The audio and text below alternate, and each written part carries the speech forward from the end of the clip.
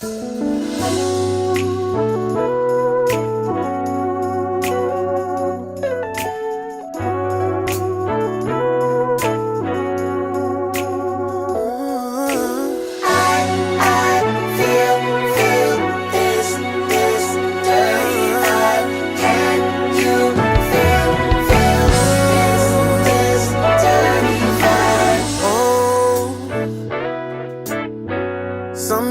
I feel I wanna hide, but that's just only in my mind. This funky groove just keeps me high. It brings me alive. And maybe I'll wait for the ring. Get caught up in it, let my thoughts go. So many things on my mind. Get me back living high. Ooh, I think I'm feeling real nice. And give me that 35. And play me that 35. And play me that 35. I feel this 35. Can you feel this 35? I feel this 35. Can you feel this 35? There's just so many ways to feel. Yeah, this is different, but it's made to heal. Just let this groove run through your mind. Let it get you high. It's more than a moment, giving me life. The feeling of euphoria, colors are flickering bright, and I'm here, got me going, and I don't wanna leave, keeping me here. And play me that 35. Give me that 35. I feel this 35. Can you feel this 35? I feel this 35. Can you feel this 35? It's overwhelming and indescribable. I get stressed from the world, so I'm turning to unreliable. Bass, guitar, and some keys. Even the horns takes me places in the fields of gold I can adore and I feel at most peace I possibly ever been. Especially in those moments where it's set for me to never win. Overcome the odds, expression that be my cause. And turning this energy to a round of applause. I sing in with the melodies, fluent vibes incredibly. 2 steps to shoulder bounces and rock it steadily. Illustrate my thoughts with this pen to paint a better me. It's my escape of running in this race to where the cheddar be. Now my emotions exploring all on the canvas. So even when I'm old, I'm still a man on the campus. Keeps me clean even when my thoughts is on the dirty side. That's why I'm baptized with blessings on this 35. It's on my mind, this 35. Let our thoughts just intertwine and fill up on this 35. It's in my head, it's on my mind, I'm feeling on this 35. Let our thoughts just intertwine and fill up on this 35. It's on my mind, this 35. This 35. Let our thoughts just intertwine and fill up on this 35. It's in my head, it's on my mind, I'm feeling on this 35. Let our thoughts just intertwine and fill up on this 35.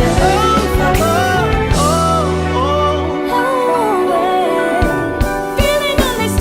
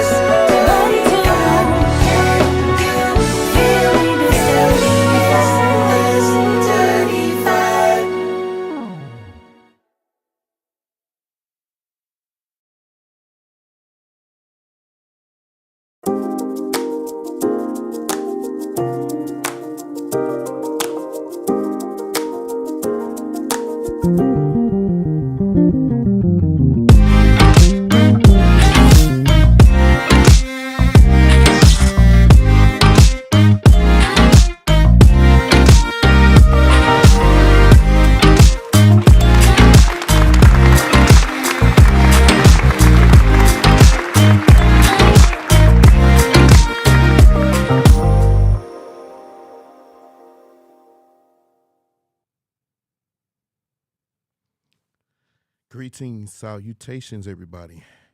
I'm your host, D. Hearn. It's crazy, crazy Monday well, not even afternoon. It's a Monday night. Glad you are here. Let me make sure you guys can hear me. Okay, let me see. Thank you, Wendell. Thank you. So let me make sure you guys can hear me. Just type some ones in the comment section. Let me make sure you can hear me before we get going. A little bit under the weather. This weather keeps going up and down on us. Man, it's crazy how the weather one day is 60, next day is 50, next day is 80. What up, Antoine? Can you hear me? Just type some ones. Let me make sure you. Okay, good. Yeah, this weather is crazy. Midwest weather is the worst. It's absolutely the worst. Hey, Miss Lynn. Hey, Susan. Yeah, it's the worst. Those of us who live in the Midwest, we know we experience all of the all of the seasons, and sometimes it's really, really, really just too much, you know. So I'm gonna press through anyway. So anyway, I left a status yesterday, and it kind of started something on my page, got shared a few times. People decided to take some shots at me, which was dumb because you don't know me, but it was something I left. I have been experiencing something at my church, and I usually don't talk about. Thank you, Miss Lynn. I usually don't talk about stuff that goes on at church or whatever. I don't bring that kind of attention. But for the last few weeks, almost months, I've been dealing with a situation with these P16s that I hate so much. These P16s I hate. You're wondering why, D? Why do you hate the P16s? Well, for one, if for some reason they've been around a while. First of all, they've been around a while. They've been around, I remember first seeing them in like 2013, 2014, somewhere around there. That's when, they started to gain popularity in a lot of churches. And I'm used to them. I mean, I thought I knew how to work them. I mean, I had a few good mixes with them, but something with them as it relates to bass. They can never get that right. Bass just never really sounds good in these things to me, in my opinion. No matter how much I EQ them, first of all, there is no one channel compression. It's that one limiter that goes over the whole mix. But it's no channel compression. It just sounds like I'm playing for Led Zeppelin or something like that. It's distorted, it's mashy, and so people were saying you don't know how to do it. Yeah, I actually do. And I have my opinion about the P16s. I just don't care for them because they sound thin to me. I mean, and hey, you can help me out if they need to be routed or whatever. I just don't like them. Now, part of that was I've experienced better equipment. I think the P16s have had their day. They're for like low budgets. You want to get into them. But now that the Midas and, the Allen and Heaths and everything else, you really, the P16s, they're not up to par with those other units, as far as the way that they handle audio. And P16s are kind of cheap, the knobs fall off, and I just don't like them. So for those of you who feel like, you wanted to attack me because you felt like, oh, he doesn't know what he's talking about with the P16s. I like the P16s. They're okay. I think they're trash. And I think they're trash because they're not updated. It's technology. Now, this is a field that I'm an expert in, okay? I am. As it relates to technology, it moves so fast. If your firmware and everything is not updating it to a large, wide capacity, then it's pretty much going to become obsolete very, very quickly. And being as though they're not necessarily digital units, as far as what you can see and how you manipulate them, a firmware would be senseless with these units. But the Midas, they can be, I just saw something today, how they can be updated and more things that you can do with them. I mean, remote manipulation is worth the price of admission because say for instance, you are in the band and you don't know how to work it as well. Somebody else in the band can pull up yours, set yours correctly from their unit. You can't do that with the P16s. I mean, I know they want you to buy the Midas, and I get that. I get that, Jeremy, and that's the part that drives me up a wall because I'm like, you keep saying that they're good units, and if they're good for you, they're good for you. And maybe your engineer is top notch. I'm not saying ours are not. What I am saying is every week I play, and those of you who are watching, you can tell me if I'm wrong. If your ear units is not working right, and I don't care, people say, well, you have the right headphones. I can bring in my $300 headphones from my studio, one of the 300 or the other one that's worth 500. I can bring those and it's going to be the same thing. It's just going to be clearer and make me more upset. So the in-ears that I got, I got everyday in-ears. I'm not paying for modes, even though I can afford them. I just can't justify it. But I just don't like them. The way that they feel, the way that they analyze. And even with the EQ, you say, oh, they're EQ. What are the EQ points? What are the EQ points? I like that the mid can be sweeped. I like a sweepable mid. I love those on basses. I love them. But at the very end of the day, I just don't feel them. So if you want to come to my page and say, I don't know what I'm doing, I hardly believe you. I said it right. And even though some guys in the band probably are more, they can use them better than I can, they've set them, and I still hated it. So it really doesn't matter at this point. I hate P16s. I hate them. I do not want green eggs and ham. I do not want them. Sign my M. And put the P16s over there with them. So there you go. So anyway, I was sent this next video, and I said, I am going to open the show with this. I said I was, but when I saw the P16 thing I needed to address you because some of you people, you go overboard. I never heard of you and nothing like that. I can't even vouch for you, but you decide to come to my page with the foolishness. But hey, be as it may, I still don't like them. But anyway, this was sent to me. Let's go to this video and tell me what you think. A lot of women don't want therapy because if they go to therapy, it takes away the negative reasons that they can use to justify bad behavior. So really, whoa. That's true. Whoa. So what you're saying is women are used to being victims of the goddamn wind blowing, victims of their refrigerators. If they go get therapy, they can't be victims anymore, and they'll just wither and die because they live off of victimization. And if they're no longer victims, they'll just fall out. Is that what you're saying, Sir Hale? That's precisely it. It's the get out of accountability key. And if they go to therapy, you take away that key, and now they are forced to be responsible. And so it's much more beneficial initially to be a victim than it is to be responsible. So tell me what you think. Do you agree with what he's saying? Me personally, I actually do. And I'm gonna tell you why. In the groups that I'm in, it seems like when men say, hey, why haven't you gone to therapy for these things? Why haven't you gone to therapy?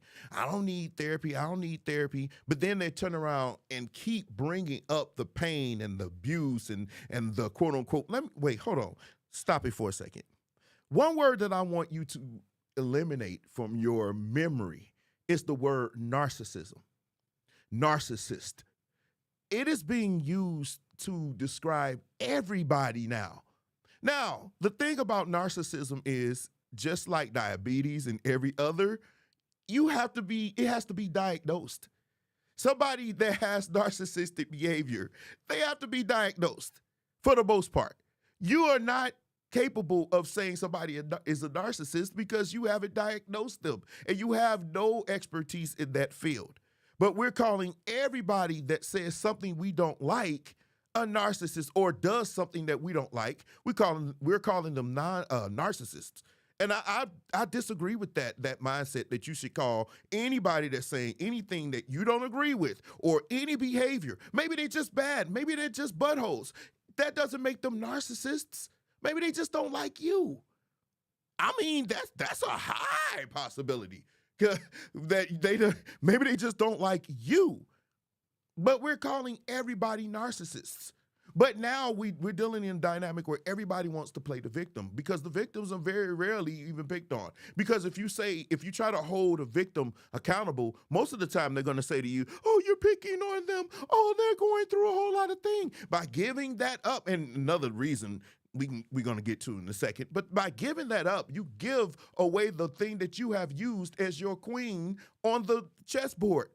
I don't know if some of you play chess, but the funniest thing to me is when I play some people in chess, and when they lose their queen, they just fall apart.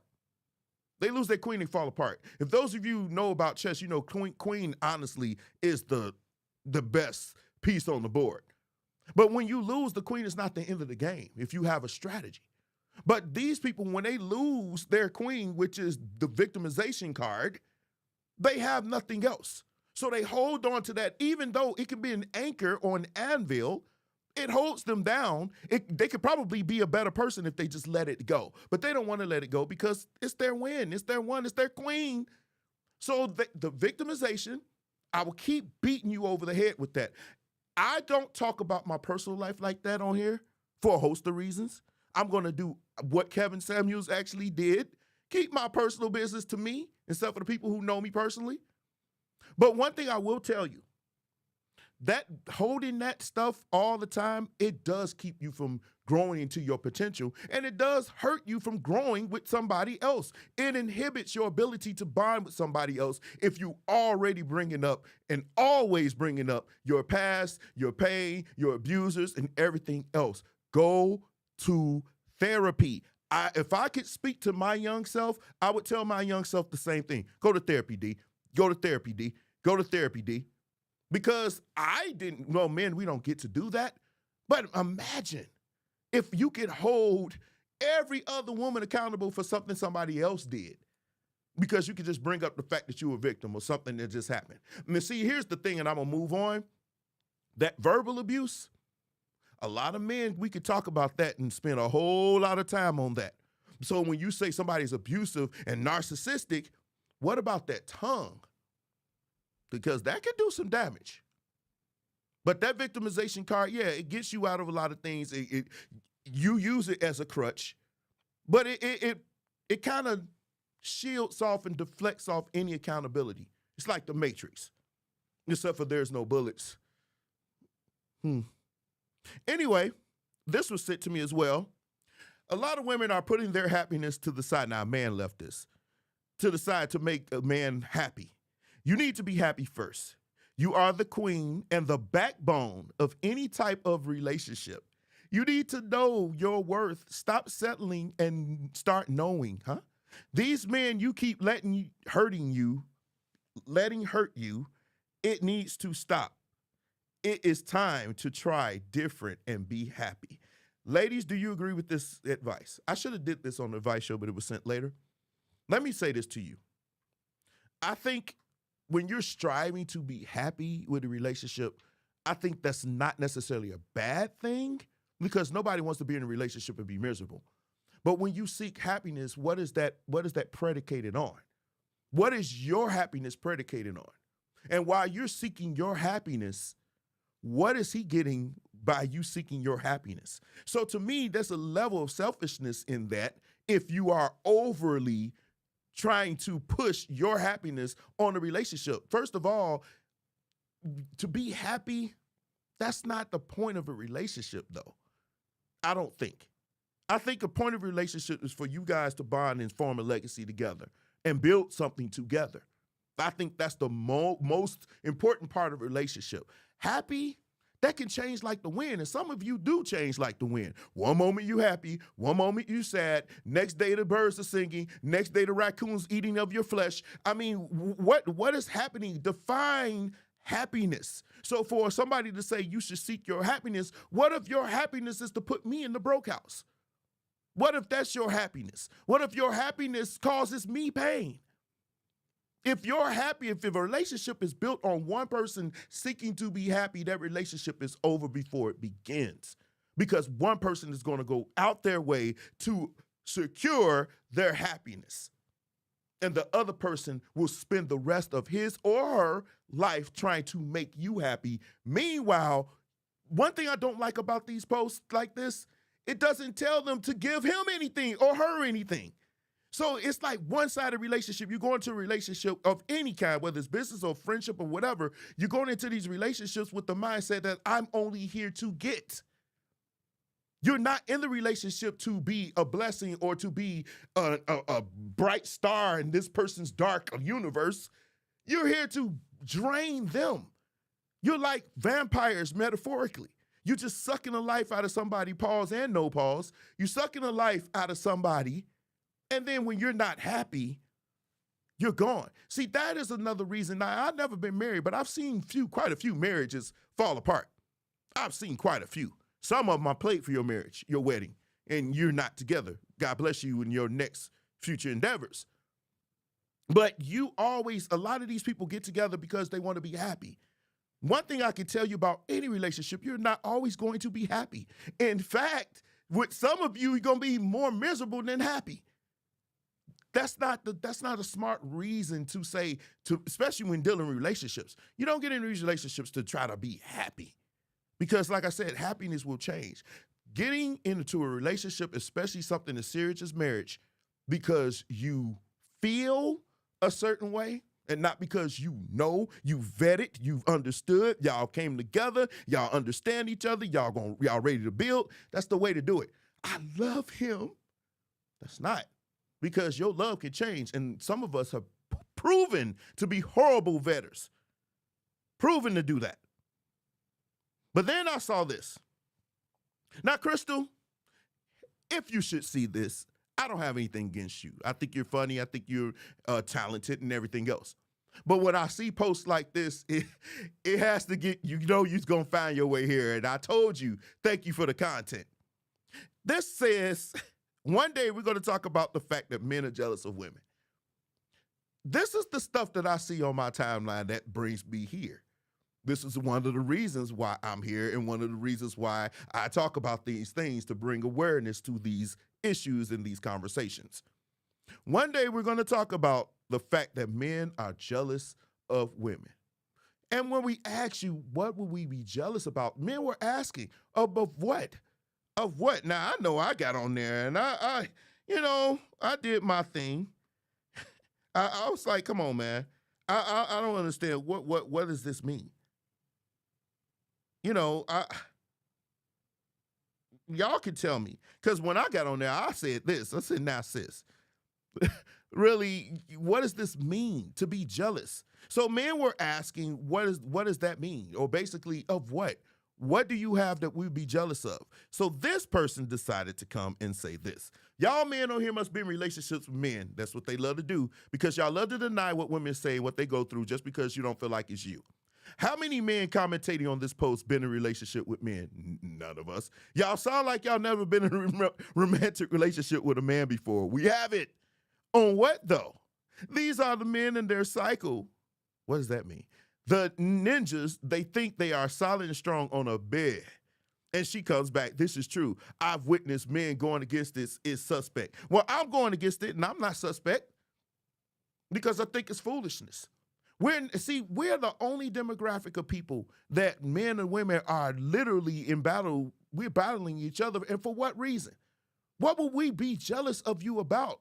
We're not jealous that you can have children. We actually love that about you. That's the most important thing you could do for us, is to bear and bring our children into the world. So why would we be jealous? If anything, we honor you for that.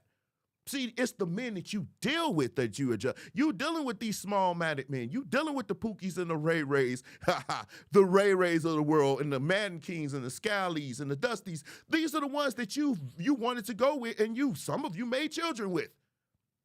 Those are the ones that will be jealous of you and your success, because they don't have anything. They don't have anything to bring to the table. It says circle, okay, circle, whatever in that circle. I thought it said cycle, my bad. Thank you for correcting me. But nevertheless, in that circle, my circle of men not jealous of women. The people I hang with not jealous of women. What would we be jealous of? We got our thing going on. They got that thing going on. What we should be jealous of them? They got good deals on dogs. What would we tell me, what reason would we have to be jealous? I'm still wrecking my brain. So I didn't really get into the conversation, but we're here now. And I'm asking, what reason would we have in our circle, thank you, Wendell, to be jealous? Because you getting jobs? What jobs are you getting? What jobs are you getting that men can't get? We could get the same jobs. What reason would we be jealous? I'm trying to understand that, and the stuff that you post. And here's the crazy thing: this is one of the things, another reason why I'm here. The fact that you can post that and not get any backlash, and then when men come ask you about it, you got somebody else coming on there that want to take shots at the men. This is the reason why the men have been speaking up over the last 2.5 years. You've had 40, and you can't take 2.5. So when men are voicing their opinions and they're voicing their grievances, now we want to be in relationships with other men. So basically, you just telling us to shut the Hades up, and you're just going to continue to give us the lowest quality.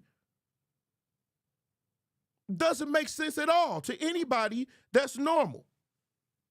I'm going to use my preacher's towel a lot because these lights killing me, and I got a new one right here. Doesn't make any sense. I just wish we would stop posting stuff like that. And we're not jealous of your degrees.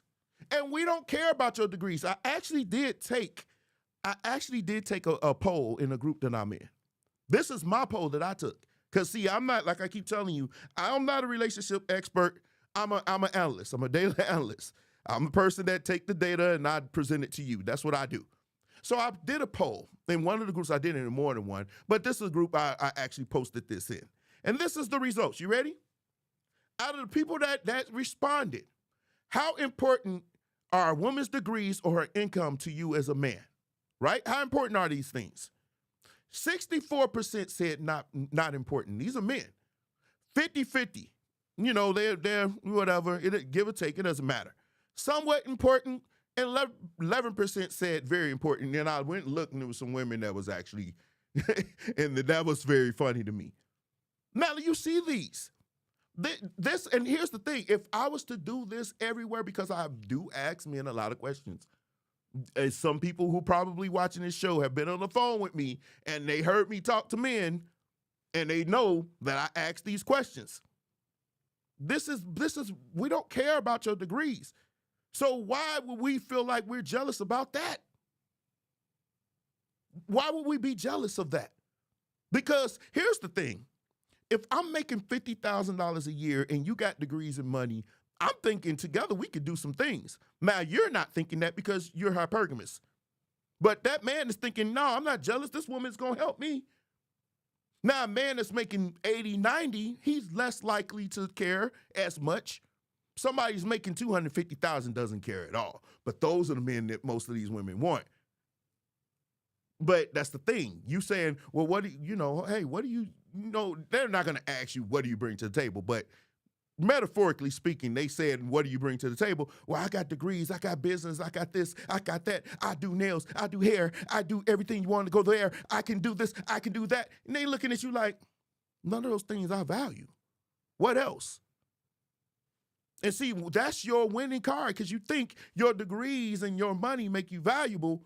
And because you have these things, you believe that men are jealous of you, and they're not. They laughing at you because you think it means so much. But it really doesn't. Those are not the things that men want from women, especially on a certain level. And like I said, the men that will welcome it, you don't want. You can't make this up. You cannot make this up. You just can't. So, when I saw that post, I didn't get triggered. I don't get triggered by these posts anymore. I used to, but I don't get triggered because my thing is, this is how you feel. You are allowed to feel how you feel. But at the very end of the day, you cannot take shots at the same men that you are hoping to date or to be with. You can't do that because sometimes you do that stuff and you end up. You're so dumb. You are really dumb. For real. This person decided to say, now this is a man. And there's a lot of pandering going on with these men. I just don't understand why y'all like to do all this pandering. It's not going to help you. It doesn't help you at all. But y'all do a lot of pandering. But he says, a black man, you should be able to ask, your woman should be able to ask you for $1,000 at any given moment, and you should have it for her. Bottom line, it's time for men to be men again. When you listen to this bullshit that this person just said, you will see why men are fighting and saying, what in the heck is going on with these super simps? Fool, if that woman does not have your last name, there is no reason why she should be even asking you for $1,000 at any moment. I can see every now and then my transmission went out or something like that. But you mean at every beck and call, you should have $1,000? What do? You Nino Brown? I mean, who are you? Because the average man in this country doesn't have $1,000 to just throw around to everybody. He doesn't have it.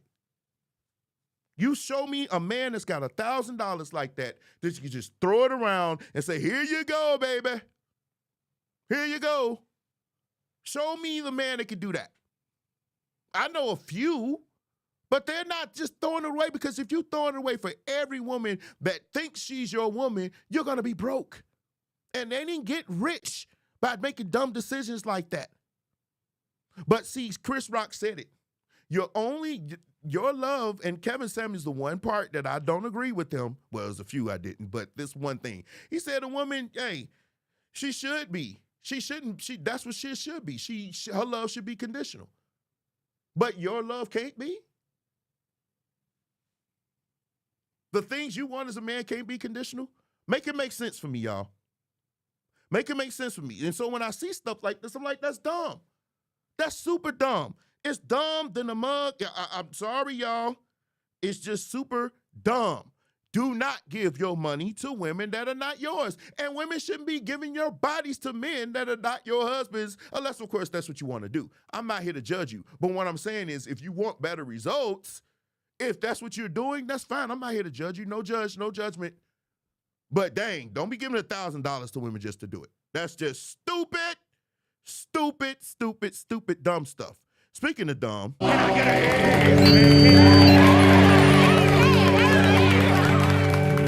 Preacher's going wild. Preacher's going wild, 48, y'all. We got 2 more. Because when we do 50, we just gonna do Preacher's Going Wild. We're gonna pick out our best ones and we just gonna have a good time with it. Preacher's Going Wild is at 48. That's funny to me. But anyway, listen. I just feel, reason why I chose these videos, I just feel like we're just saying anything from the pulpit. I believe in, you can find, everybody has a different teaching style. I mean, some people, they use parables. Some people use this and that. But I just think the colloquialisms, the cussing and everything else, is just starting to get too much. But when I see stuff like this, it's supposed to work it out if you let it. But see, y'all ain't letting God do nothing. You trying to solve it. That's why your stupid ass keep coming up with stupid solutions. And that's why you keep running into a problem. You keep bumping your head against the wall. Did y'all hear that? This man just said in the mic. Did y'all hear what he said? This man just straight up, I'm going to play that one more time so that y'all can see what this man just said. Let me play it one more time for you.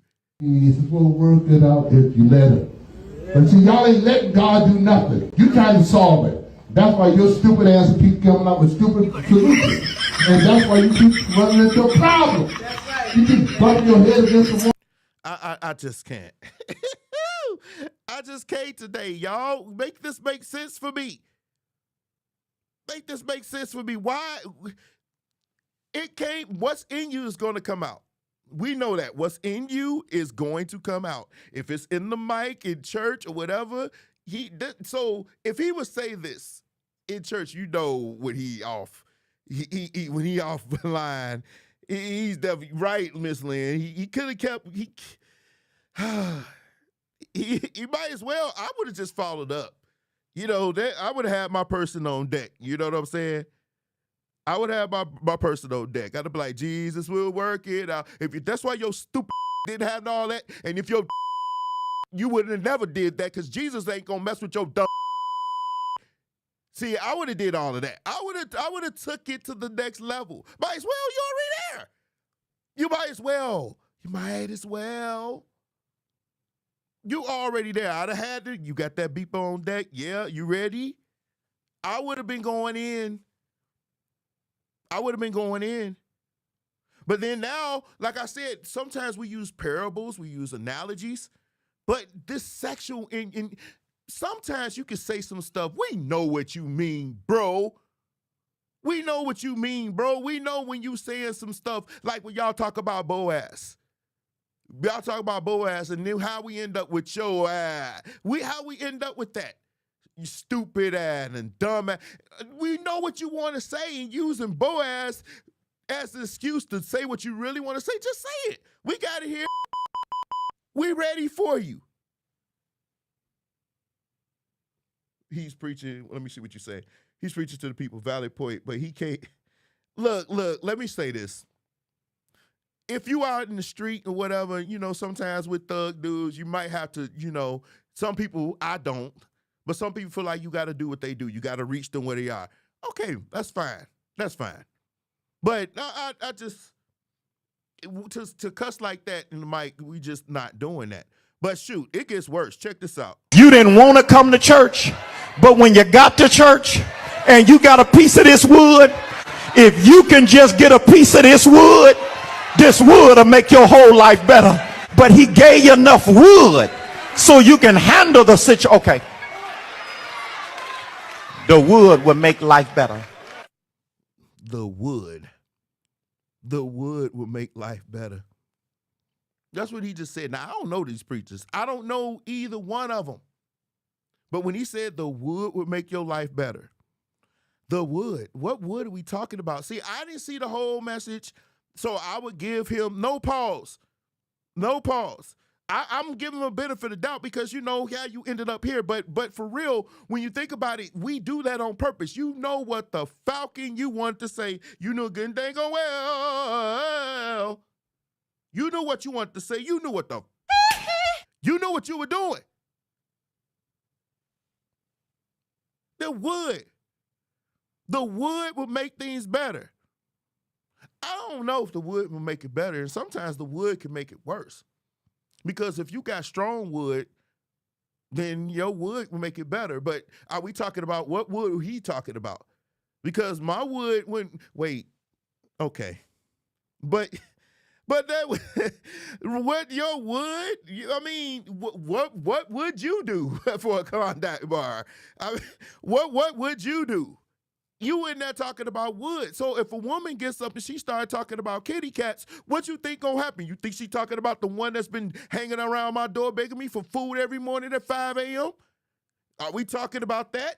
We know what you mean. And y'all do this stuff because y'all know people want to hear that stuff. This is what drives people. They want to come to church. They want to hear you say some stuff and some what connotations and some whatever you want to throw in to make the message good. But just preach the Bible. I've always thought that the pulpit was sacred. And the stuff that you said from the pulpit, when I was coming up, you would even do that for crying out loud in a level of misogyny. I would say male chauvinism. I wouldn't say misogyny. We overuse that word too. No, I'm not moving on. I'm staying here. With misogyny, the women used to actually preach from the floor. I wouldn't say misogyny. I say sexism or whatever. They used to make the women preach from the floor. You couldn't come in the pulpit. Pause. But thank God things has changed. Women can preach in the pulpit. But the pulpit was so sacred.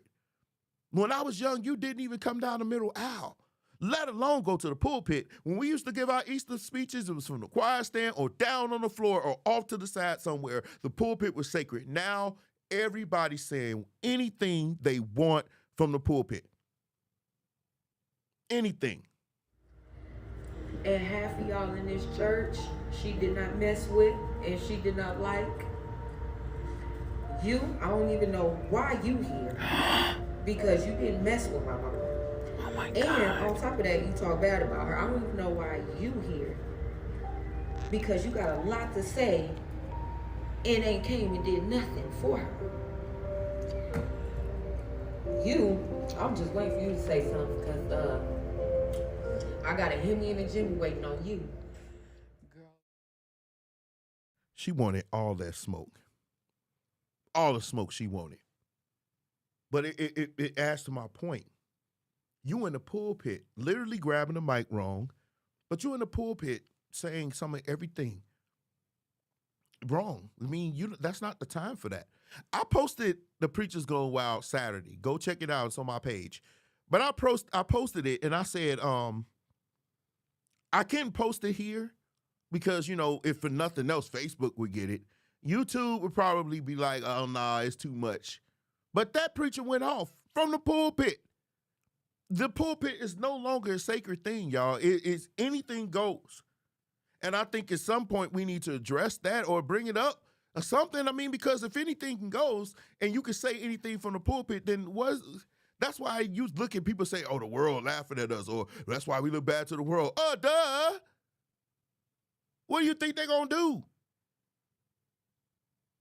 I mean, what do you think they're going to do? That's just stupid. That's illogical to think that they wouldn't laugh at you, because the place that we call sacred, we allow everything to go on in there. And when I say anything, I mean anything. Sir, with your hat on, I ain't mad at you. That's called a thriller praise. It's almost Halloween. Go ahead and do what you gotta do. Praise him.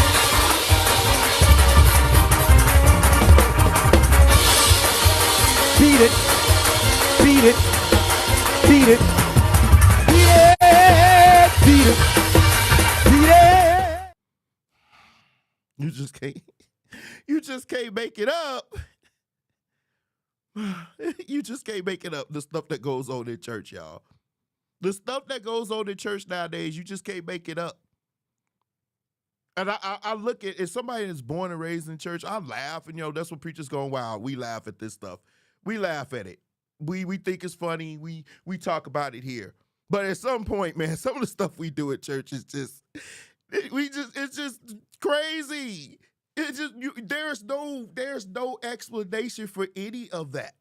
You just cannot make this up. You got people literally in church saying, beat it, beat it. Beat it. That's why y'all see me put the Michael Jackson under there, because he was talking about beat it. Might as well have Mike do it. You just can't make this up. The Bears winning. You just can't make this up. At what point look, I already got another one for next week. That one gonna blow your mind. It just didn't fit here. Let me move on, because I'm making good time. I'm so happy. But check this out. At some point, y'all, we got to get back to not necessarily to the way it was with women not being able to preach. I'm absolutely against that. Women can bring, we had a woman, which was a woman that was on Preachers Going Wild last week, was just at our church yesterday. Woo! That's funny to me. The woman that was on Preachers Going Wild last week was just at the church yesterday. And guess what? The woman can preach very, very well. She's an amazing preacher. So I'm happy that we're not going back to that. But I'm talking about the pulpit being sacred, where, you didn't think to do certain things in the pulpit. You didn't think to do some things in church, even though I know some people that went there in church. I know some sexual activities that's happened in church. I won't call it out, but it has happened. But yeah, I think we should get back to that. I think we should get back to holding these things, not necessarily sacred like that, where you worshiping it. But have some dignity for the house of God. Have some dignity for the gathering of the saints. Don't treat it like it's just nothing. I think that's probably one of the reasons why a lot of people are with people wearing hats, men wearing hats in church, and just some of y'all, I'm not going to go there with y'all tonight. I'm going to leave y'all breathe. How can you show the world that your life is better doing the things that they do? Exactly. That's what I'm saying. But let me say this. It's one thing to wear hats in church. I'm not for it for some of the reasons that I just gave. I just think we should represent something differently. But some of y'all just don't look clean with your hat on. It just look dud. You look dusty, man. It's like, bro, did you at least dream about taking a shower before you got up there? And you wear a hat to cover up the fact that you didn't want to cut your hair, you didn't want to comb your hair, you looking dusty, your beard ain't lined up or whatever. You're not even trying to do anything. Your hair's not cut. You don't look clean. I can't remember when last time I seen some of these people in the suit. But that's besides the point. Well, it is part of the point. We don't treat God's house. We don't treat it like we should. We don't treat it like that. We just I don't know. We defame whatever word you want to throw out there. We just don't treat it right. We eat in church. I just had a situation from a couple of weeks ago where, young man was eating in church. And I told him, don't eat in church. He continued to eat. I was like, dude, I literally had to get, and I felt like Jesus. I got up out my chair, walked over there. Like, dude, I'm dead serious. Why are you sitting in church eating chips? Like literally eating chips like we at the movie theater. This is where we are? And then when somebody who is over you says, put it away, you continue to do it. This is where we are right now. This is where we are. At some point, I want us to get back to where we were. I mean, not like I said, there's some stuff that I didn't like. I didn't like the over-righteous stuff. I didn't like that where I'm more righteous than you. I didn't like that. But I'm just saying some of the things we should go back to. We should go back to dressing up for church. I don't like the thugged out look for church. Man, it bothers me. And I know I'm showing my age now, but I'm always, listen, if you were graduating with master's degrees and a doctor degree, would you show up with jeans with your pants, with your drawers showing, with some Jordans? Would you show up receiving your doctorate degree wearing jeans sagging with your drawers showing with a t-shirt with some dusty Jordans and a baseball cap? Not your cap and gown that you graduate in, a regular dusty baseball cap that you just put on your head. I'm trying to figure, that's why I'm saying I'm so passionate about that. And I think, and here's the thing, if you can't take off your hat or you can't dress up for church or we call a uniform, you decide that you don't want to wear it, you actually showing me a whole lot. Because something simple. I don't know. I just feel like right now the pulpit is just not as sacred anymore. We cussing from it. We sexual innuendos. We cussing people out. We bullying. We doing everything else but winning souls that we say we supposed to be trying to reach. Yes, that is Janet Jackson in the back. That is Janet Jackson in the back. And it goes to, thank you, Miss Lynn, because you lead me to my next point. The next thing we're going to talk about, which is the subject of the day, is relationship dynamics. We're going to talk about this. Relationship, sex, and all this other things. Why is this a thing? Because I saw a picture, somebody actually tagged me in this video, and when I went and looked at it, I said, oh, wow. But it was a lot of videos, it was a whole thing. Kendra G does a dating show. I wouldn't call it a dating show. I wouldn't call it a date. Maybe whatever. But a lot of people call in, and they actually tell you what they like and what they're looking for, yada, yada, yada. We're going to get into that much, much deeper. But when you're talking about relationship, it's like who controls it? Thus the Janet Jackson. Control. Who controls relationship dynamic? Who controls it? Do the men control it? Do the women control it? And what aspects do they control? Now, we already know there are four main types of relationships. There are family relationships, friendships, acquaintances, and then romantic relationships. We know these. These are four. Everybody knows these or are part of one of them or all, right?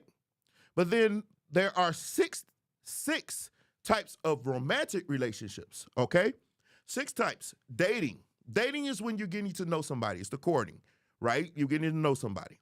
Committed relationship really needs no definition. We know what that is. That's monogamy, you and me. Most of the time, it's really marriage. That's the ultimate form of committed relationship, is marriage. Then you have a casual relationship where we're doing everything that relationships do, but we not really in a relationship. We just doing this, past time. You mostly do that when you're in your 20s, right? Then you got casual sex, which is just booty call. That's it. When I call you, you know what's going on. We know a lot of people that's doing this. We know that, right? Then you have the casual sex. Casual sex. Then you got the situationship. Situationship is really, really a tough one. But the situationship is when it's a situation. Maybe you win something with somebody and you haven't left yet, or it's complicated. And when people say it's complicated, that will be a situationship.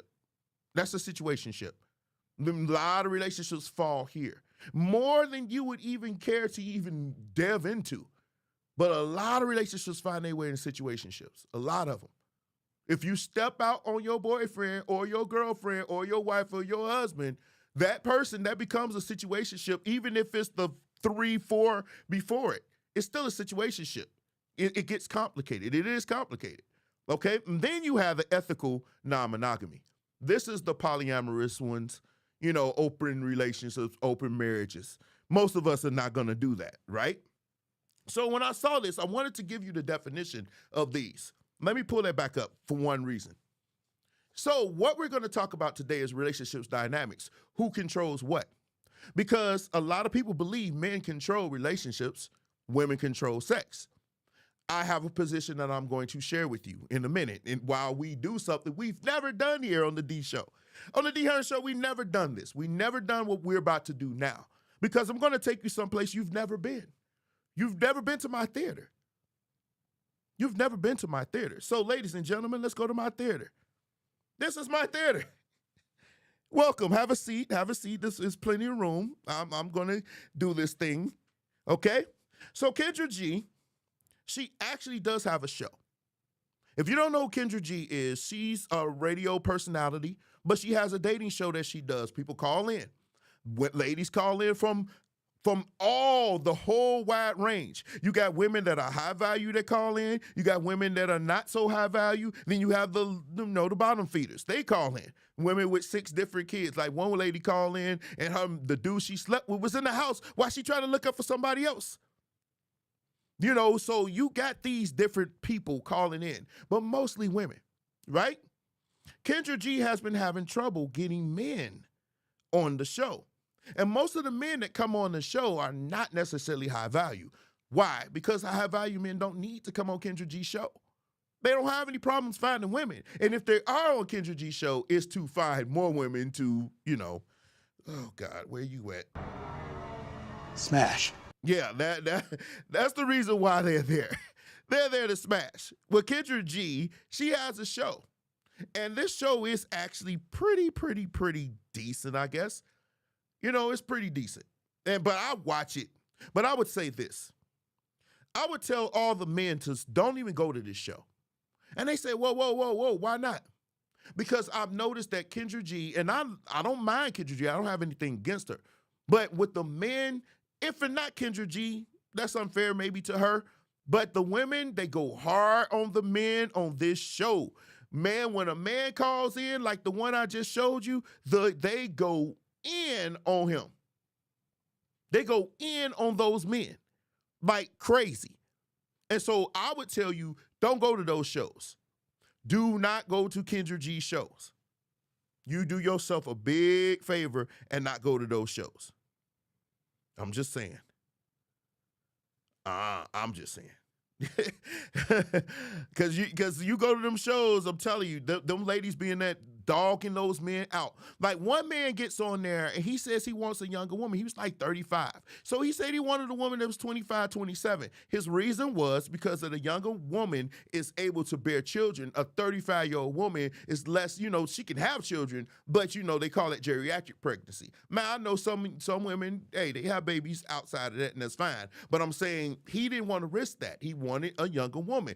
This old silverback got on there and was dogging him out because what he wanted. But he didn't want you, ma'am. You was like 250 pounds. You had weave out here looking like you was the Wicked Witch of the West. And I mean, it was just crazy. It was a bad situation. And Kendra just laughed. And you know what? Since then, now I'm not saying they haven't been there, but since then I have not seen many, if any, high-value men on there. That's men earning like 90,000 and up. I haven't seen those men on there. And I tell you, don't go. Don't go to the show. Matter of fact, let's do our own thing. Fellas, let's do our own dating show. Let's create our own dating show where we tell what we want, and it's mostly geared for us. I would be with that. That would be fine. I mean, I could do the data, the analytics and stuff like that for you. But anyway, Kendra G has been really dealing with some issues with the ladies that's calling. And it reminded me of something that happened before. Kendra G actually did have, Kevin Samuels and Kendra G did have a conversation. She did not like what Kevin Samuels said. And one of the things that Kevin Samuels said to her was, men control relationships and you control sex. She did not like that. And I think it's really, and I've always said to her about her, that stuff does stick with her. Even though she used Kevin Samuels' talking points. But it's what he said to her on that show that kind of got contentious. But what he said to her, it resonated. So every time a man says that, which is, people think that's Kevin Samuels is actually predating him. Kevin Samuels pretty much took what a lot of men said and just made it more mainstream. Now everybody can see it. But when this young man got on her show, he actually did say that. He actually said men control relationships. So Kendra had something to say about it. And so we're going to cover that, and then we're going to be out of here. Y'all ready? Here we go. But one thing, well, let me just say one more thing, because I wanted to talk about that, but then I want to, because I hear a lot of men say this, and I don't understand why y'all repeat this like it's a fact. You said women control sex, men control relationships. Mm-hmm. The woman has to agree to be in relationships. There's plenty of relationships that I have not agreed to be in that don't exist because I did not agree to be in it. So, okay, we're going to be breaking this thing down, and I'm going to give my live commentary on this, okay? When she said, when people are saying, men are saying, women control access to sex, men control access to relationships, she said, well, she had to agree to be in relationships. Let me explain this to you. The data does support, yeah. She said, listen, what part did we leave you at, Miss Lynn? But check this out. Women daters are significantly more likely than men to be exclusively seeking a committed relationship. 36% said they are looking for this compared to 22% of men. Men are not necessarily, especially younger men, being in a committed relationship is not on their to-do list. Not statistically. Men, especially younger men, are more open to having casual sexual relationships. Okay, so the man asked her, if the man never, first of all, I don't remember men asking to be in relationships. I've always said most of the time we get in these relationships, we don't discuss anything. We just say, okay, let's just make it official. Officially what? You know, what's the parameters of this relationship? Is it just you and me? And can I still see other people? What is it? What is it in these relationships? But I don't really think men ask. I just think it's more likely a discussion of what's going to happen, if it is any. But let me say this, she still has to ask. So, okay, if the man asks, right? If he never asks, is it going to be a relationship? Is it going to be a relationship based off of what you just presented, Nancy? Is it going to be a relationship if he doesn't ask? Because if he doesn't, it's just going to go on and on. I personally feel, based off of the data that I've seen, men control marriages. We control access to marriage. I don't think we can see, I think the word, when y'all hear control, it automatically triggers, not some of you, some of you, I'm not saying it's you. No agreement, no relationship, no asking, no relationship. If he never asks, there's nothing to agree to. especially in marriage. Because last I checked, I haven't seen many of you getting on your knees asking a man to marry you. So if a man doesn't ask you to marry you, then guess what? It's on his time whether he decides to marry you or not. You can tell me I'm wrong on that. Yes, I may even give you relationships to a certain degree because you have to agree to be in a relationship. But I don't understand. I don't see why you would think that it would be okay to get everything from this man. Because, see, fellas, this is why I tell you, it does you no good being in a monogamous relationship with some of these women. Not Nancy, not Miss Lynn, not Susan, whoever is watching right now. But I'm saying it does you no good because if they're saying I control the relationship, that means they benefit from everything that you have right now without even a commitment. Without even a commitment. You get absolutely nothing from it. Now, you could tell me, am I wrong for that? But men control access to these marriages, especially because women don't ask to marry. Women don't propose. Now, as it relates to sex, it has been said that men, I agree with you.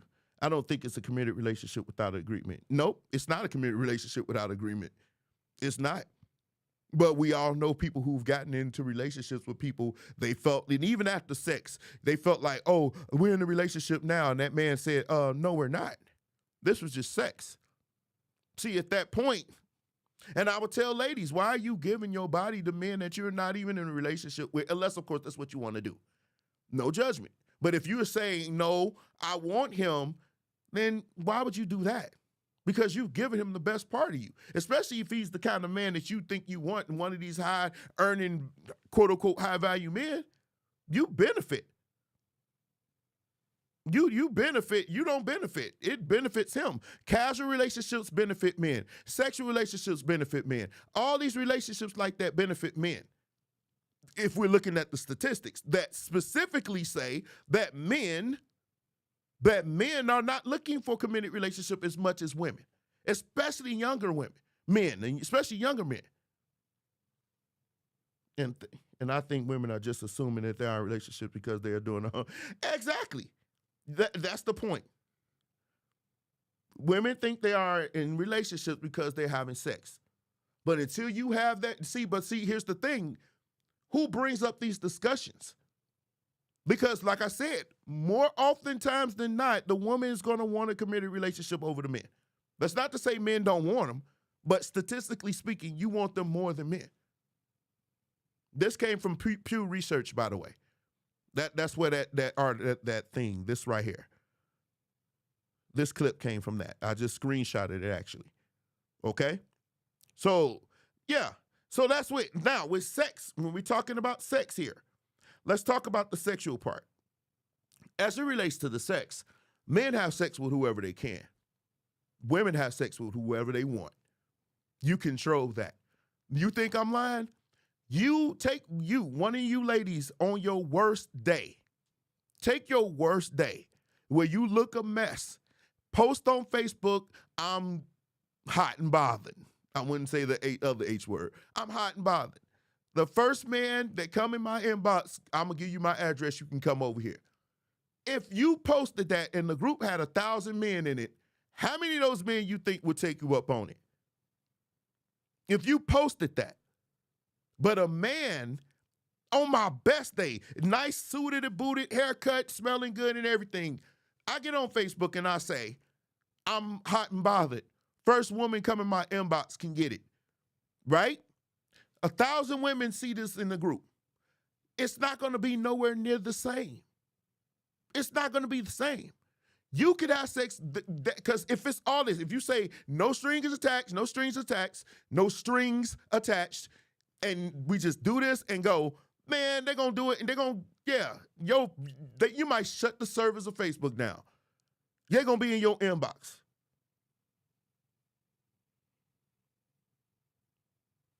Wait. I don't know, these people out here choosing. No, I mean, I'm not saying it'll be zero, but it surely won't be as much as you. If you get on Facebook right now, we could do this experiment. We could do these experiments right now. Post that junk up, and I guarantee you, your inbox is going to explode. It's going to explode. Men going to be like, yeah, you know, I always thought you was cute, girl. Yeah, let's do this. They getting that real deep voice. Yeah, I'm about to give it to you. Sound like the devil. Sound like the devil. Yeah, girl, I always liked you. Always liked you. I'm going to get with you. Yeah, I'm going to be over your house by like 10:30. That's what they going to say to you. Depends on the man. Nah. It don't matter. It don't matter. If let's think about the most attractive man. Think about the most attractive man, right? Even if he does it, if you do it from a statistical analysis, it's not going to be the same. The same woman. Think about that man. Now think about the same woman on her worst day, on his level. Because we ain't talking, you ain't gonna put Morris Chestnut up with no Lizzo, of course. But if you put Morris Chestnut up with a Rihanna, on Rihanna's worst day, she says, I'm hot and bothered. First man come up and let's do it. It's gonna be more than Morris Chestnut will have women. What a business talk. Yeah, so I don't know. She's triggered by that, but let's go. Why do men feel like they What you control mean? relationships? Oh, it's very simple. Oh, the reason I'll say that. I'm sorry to cut you off. Go ahead and finish. No, I mean, it's just very simple. Okay. I left men who wanted to still continue on with the relationship. Right. So they was not able to control the relationship because I decided not to participate. So when men say they control relationships, I really think that doesn't make any sense. And I'm gonna show you how. The reason I say women control the sex is because you know you have to be consensual, even if you're having sex. In Minnesota, at least, if she says stop, you got to stop. Absolutely. But the reason why I say men control relationships is like, okay, young ladies, how do you get your last name? That's a marriage. That's a relationship, and I also believe. But you know, a woman has to. But you know that she has to agree. She does have. So that's therefore, the only time she can say no. But most women aren't saying but no to the man the they marriage want. doesn't happen if she says no. Right. So how do you control it? Because actually, what it's implying is you want to marry her. So I think, and so not to keep stopping, but here's the problem with that. The young man here is not necessarily describing it in the way that Kevin, who I'm sure he got this from, he's not explaining it in the way Kevin did. Really, what Kevin was saying was access to marriage, access to sex, access to relationship. That means the gateway. That means the beginning of it. They control when it will happen. So if a man is asking you to marry him, he's controlling access. He's opening that door. If that man never asks you to marry you or for your hand in marriage, then chances are that won't happen. You see what I'm saying? If you don't allow him access to your body, then the sex won't happen. So it's about the word access. You're leaving that word out, which meaning controlling. Now, as it relates to the last name situation, I think if you are a man and you try to marry a woman, she won't take your last name, that's a problem. That's a real problem.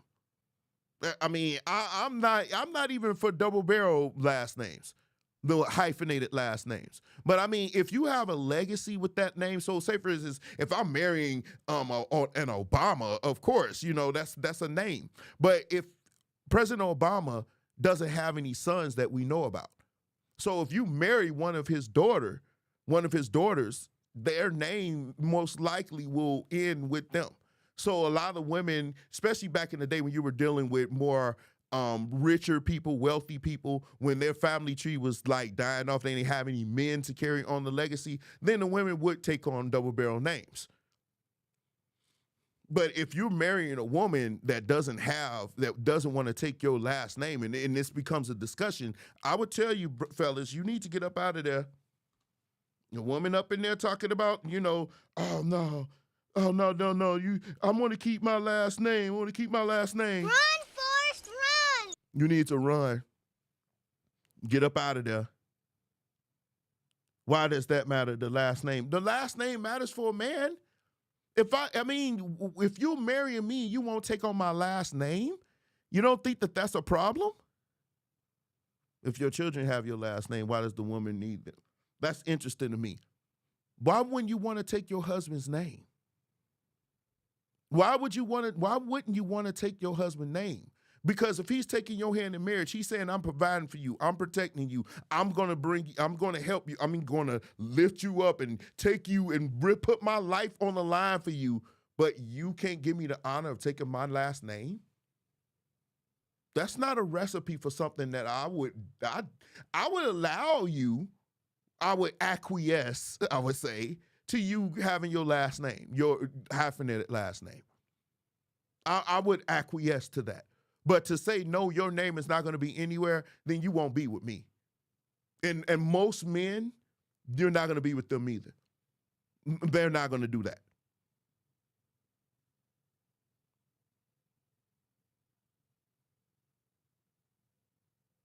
Yeah, I'm just saying that. To me, it's just, I read your comments, man, Muds go in on me. I just think that's a touchy subject because you're asking a man, that's why I've said it today.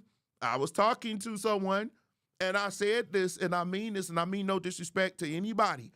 But because of situations like that, when you think about what men have to deal with, okay, so you don't want to take my last name, but if we get divorced, you get half my shift. You get I got to pay child support. I got to pay alimony. If we got a family car, you could probably get access to that. So I get married. You don't take my last name. You still get access to everything I have if we don't make it. And the one thing that I'm asking for is you take my last name. You don't. There is absolutely positively no.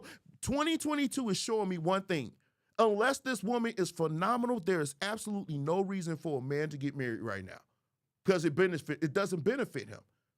Because, and I'm saying that, I'm being hyperbolic, but I'm really kind of telling you something. A lot of men have said this to me. There's no reason for us to be married. We don't win in this game. They don't win in this game. And if I brought up a prenup, I hear what you're saying, Nancy, but if I brought up a prenup to some woman that I was trying to marry, she probably would backtalk me. Why I got to have a prenup? They don't want a prenup because a prenup, they know that's going to be a problem. That's going to be a problem. Those people ain't signing prenups. They ain't signing prenups. You think people when they're starting off, right? You starting off a family, you just find somebody because, like I said, we married to be happy these days, like I said earlier. You really think they signing prenups? Name 3 people you know personally that got married that got prenups. Let me be clear. That's not my stance, but it's a conversation. Oh, okay. It shouldn't even be a conversation, to be honest with you. This man is taking your hand in marriage. He's taking your hand in marriage. He got to keep up with his vow. And trust me, right now, for men, I'm telling you, they saying right now is not a good deal for them. But ain't that man to download that article was stupid. It was wrong. Men are just checking out. They're saying we don't want to be married. And why should they? Because you're giving them everything that they want without a commitment. Without a commitment, you giving up your body to them, and some of them you even giving kids. So what benefit is it? I'd rather pay this child support than to pay alimony and lose my house. I would rather do that. And I just think that right now, when you're talking about taking last names, you got women like this one who has no man, not married. And she said she broke off relationships and everything else because they wanted a relationship she didn't. But I'm pretty sure some of that was going on. Because if you a man and you dating this woman and she telling you not want to be in a relationship and you get nothing from it, then you are a fool. I'm just being honest with you. The argument is marriage is a priority. It's primarily a business agreement. These women that are a bit more established. Okay, you established. You having these conversations, but you don't want to take my last name. Okay, fellas, she don't want to take your last name, which is a big honor to you. That's fine. She want to take your last name. That's fine. Then don't give her the one thing she wants out of this relationship. All relationships are transactional. Don't give her monogamy. Ask for a polyamorous relationship, marriage. Ask for that. That's fine. Because if she doesn't want to give you the honor of having your last name, then you don't give her the honor of being her only. Or she don't get the honor of being your only. That's what I want to say. That's what I want to say. Let's continue. You don't control it because she's the one that has the deciding factor. When you come to her and say, "Will you be my wife?" If she says no, you don't get what you want. And this is why I say that. So how do you control it? The reason how you control it as a man, and I say that you control if you're in the relationship, because I believe everything you do is a relationship. We have a relationship, it's just not an intimate one. You know what I'm saying? We having a conversation. Because this is my show that you've been trying to get on for months, so you know you're not in control right now either. No, right? no, not Now, see, this is what I'm talking about with Kendra G. You see that sassy energy she gave him right then and there? She doesn't do that with most women that call in. She don't go there with them. But he hit a trigger with her. It goes back to the Kevin Samuels. It goes back to the Kevin Samuels. It goes back to the Kevin Samuels. It's cool, Nancy. Thank you for your questions. It goes back to the Kevin Samuels. He left her triggered. And by him this young man bringing up what Kevin Samuels said, it upset this woman.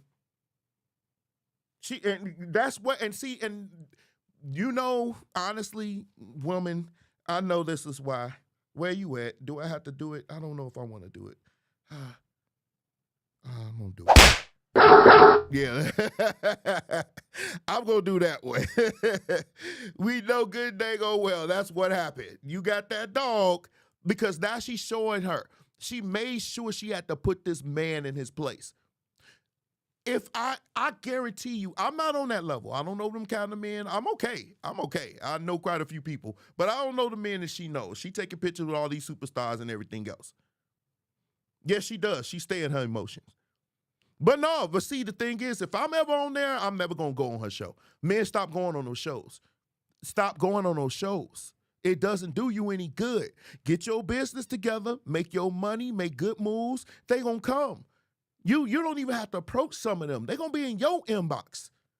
Trust me. Become something. Become a better version of yourself. Get out here and grind. I didn't say be rich, but get out here and grind. Do something. Because the things that they find value in, if you are succeeding in acquiring those things, you ain't even got to work that hard. You don't have to go to Kendra G. Let her suffer with the same old silverbacks and manabees and hood bandits that call into that show with 14 kids by 15 different dudes. Let them continue to go on her show. Men, don't call into that show.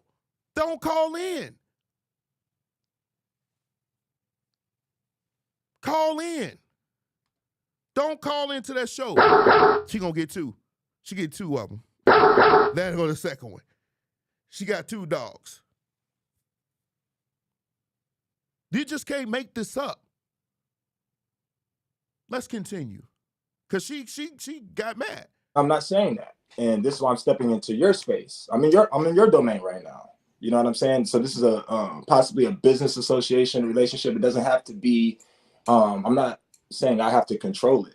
That's not what I'm saying. Okay. What I'm saying is when a man says that he controls the relationship, most of the times that even when a woman were to say no, I would tell them, so as a man, if I know that you're spending intimate time, romantic time with a man, and the goal, in my opinion, whether it's a union or a marriage, is to move forward together, why are you bending over and laying down with a man that you don't want to be with? I know why men do it. I know why we lay with women and we don't want to be with them and commit to them. I know why. I ask young ladies, why are you with a man? Want him to protect and provide for you with his life if you're not willing to take his last name? That makes no sense to me. It makes a lot of sense. I know a lot of women who don't want to do it for assets reasons. And see, here we go. Now, a lot of women say, I want to do it for assets reason and everything else. Then, ma'am, die alone. Die alone. Because you are hypergamous anyway. Most of them women like that think like this, they're hypergamous. They don't go for broke dudes. They don't go for dusties. If you a Kendra G, you're not going to date a janitor. You're not going to date a car dealership salesman. You're gonna date somebody. Most of the time, y'all usually go for athletes and entertainers. Y'all can't pull senators, presidents, and CEOs. Y'all pull these ragamuffins, these scallies, and they not man kings. They rich, but still, they're not on your level. These are dudes that y'all usually go for. Y'all go for the men that's above you. That hypergamy is gonna be the end of you, which is the reason why some of you gonna die alone, because you feel like, because I got money. But most of the men that they going after, they don't give a rat's patoot about your assets. They want you to have their last name, because one thing I know about some of the men that I've spoken with, and a lot of men that I used to associate with, that I still keep in contact with, that are in that top 5%, one of the most important things to them is their name. There is no way in hell you're going to marry a Kennedy and not take on that name. There is no way you're going to marry a Kennedy. If you marry somebody who is from the lineage of Dr. Martin Luther King, there is no way in hell you're going to not take his last name. Nope. See, they want a man that's rich and powerful, but going to let me rule over him when I want to. That's what it's about. It's like another emasculization situation. So when you talk about your assets, these men don't give a falcon about your assets. They already got enough of their assets. You really think that Jay-Z cares about Beyonce's assets? Beyonce just was smart. She just go by her first name. But when you look at her legal name, she got his last name. And you ain't got to worry about Cardi B and none of them, because none of them married. Let's continue. I just want to be in a relationship, but what you mean assets? Like they might have you asking me a question, I'm gonna explain to you. Yeah. They might be to the point where they don't want to align business-wise, because marriage is more than just love, it's also a business agreement. So if you're a woman that has a certain amount of money, you might want companionship, but don't necessarily need the last name of a man. So that could be a reason why a woman doesn't want to get married. Not every woman walking this planet wants to get married. That's sad. Well, not every man walking. Is it sad that every man walking this planet doesn't want to get married? Yeah, that too. One thing I can honestly say, man, that went down the wrong hole. Pause. I can honestly say that more men, as we age, we start to think about things. You got to think about it, ladies. And I'm going to give this to you in a way that you probably never heard it. Men, one of the reasons why men wait so late to be married, around 35, and some men in their 40s like me, we don't really come into our zone until like 35. What do you mean your zone? No matter how much you work and everything, you spend your 20s trying to gain a position, and you spend like your 30s trying to secure that position. You're trying to get the things that you know a woman would find valuable. You want a nice, successful, solid, stable career, a job. You want a nice vehicle. You want a nice place to stay, even if it's not a house, even if it's an apartment. You don't want to live in the hood. You want a nice little spot. That takes time to acquire. For real. If you want to be on top of your game, it takes time. Because even if you go to college and you get a master's degree, you're talking about 6 years right there. And then you're talking about another master, you're talking about another 3 years. So around 35, you graduate. You got 2 masters, you got a master. So let's say, for instance, you like 28, 29, right? You just spent your 20s in school and hustling, right? Trying to get your education. Now you in your 30s, you in the job, you just starting. Give you about, 5, 6 years. So 35, 36, you now in the position, I'm making good money, I'm doing good, now I'm ready for a family. Or a wife and children, perhaps, right? Which is why another reason why 35-year-old men usually go younger. They go younger. They don't go 35. For a host of reasons, but we're staying on topic today. Okay? So, ladies, it's different for you. You were born with some of the attributes that men find attractive. A lot of you were born beautiful. You were born pretty. From the time that you were able to know what pretty mean, you were being called it. All the boys wanted you. When you were in high school, all the boys wanted you. You were popular. All the boys wanted to get at you. And when you were a teenager, your body started to develop. And assuming you kept it up, which is, you know, that really doesn't require as much work as it takes to be successful and competitive as a man. Because the things that you find valuable for long term, we have to work to get. You don't have to work that hard to get that. The only difference is, as men get older, our ability to earn more money, it increases. Our popularity and our power and the things that you find valuable, because y'all don't, one thing I can honestly say as a musician, even in my brokest days, we never had problems getting women because y'all like the attention we get from other people. Y'all see us on stage and y'all see many people calling our name and liking the way we play and everything. So you continue to get, you like, oh, I like that. That kind of turns you on. But a lot of maybe not you, but trust me, that's why they call groupies.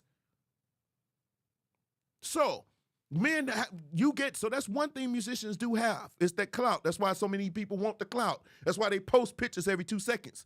They like it because they know women like that stuff, right? But if you try to throw in money, it takes time to get that. It takes time. We have to work. To be a good bass player, I have to work. To be a good musician, you have to work.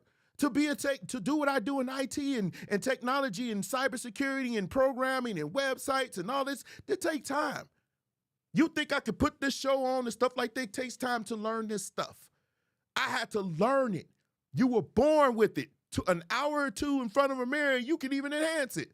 Probably with some eyelashes out them yin yang, but nevertheless. So that it's a difference here.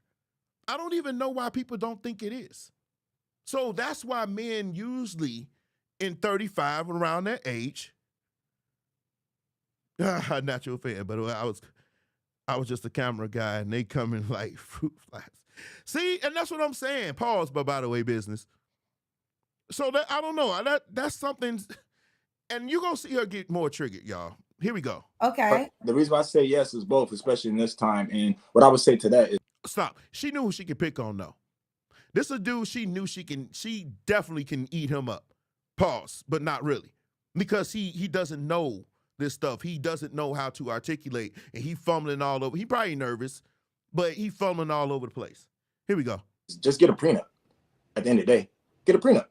But the reason why I say it's sad is because that's what we were kind of here to do. Like, marriage isn't to me about love. It's about what you said. It's a business agreement. It's about your legacy. The only time I think a man values a woman or his children that he may produce is if he's willing to give her his last name, because that's what I think a good man does. He lives for his last name outside of, himself. So you should be doing something right now that you can provide and pass down to your kids. Most men that are out here having kids and they're saying that they're bad dads or something is because they don't have shit to give to them, because that's not what they perspire to be. Let me say this, and I do believe in marriage for those who want to get married, right? Mm-hmm. I just believe in whatever works for you. I believe the world is individual, and there might be something that works for somebody, else that doesn't work for the next person, and that should be fine. You got to figure out what works for you and rock with that. Don't be swayed by what somebody else. Then, ma'am, why are you hosting a dating show? If that's what you believe, why are you doing a dating show? So I'm not attacking her, but I'm attacking that argument. What you just said was hypocritical, because here we are on a dating show with you saying that. Then why do a dating show? If that's what you believe, then this should be the last thing that you would do. You would think that. And that's when I would have jumped in. Then why are we here? If you believe that and all of that, then why are we here? Unbelievable. Let's continue. So if it's not for you, it's not for you. But I know people who are married and I love their relationships. I see how it benefited their relationships, and I salute that individual. I know people who are not married in our relationships and are very happy and it works for them. It's all about what works for you. But how we got here is when you said men controls the relationship. So we're going to move forward, but we have to agree that that statement is not true, because no, we don't have to agree that that statement is not true. He should have said access to relationship, and it is 100% true. Not so much in relationships. In the statistic, it kind of gets closer. It's still at least a 15-16% difference, but it's still closer.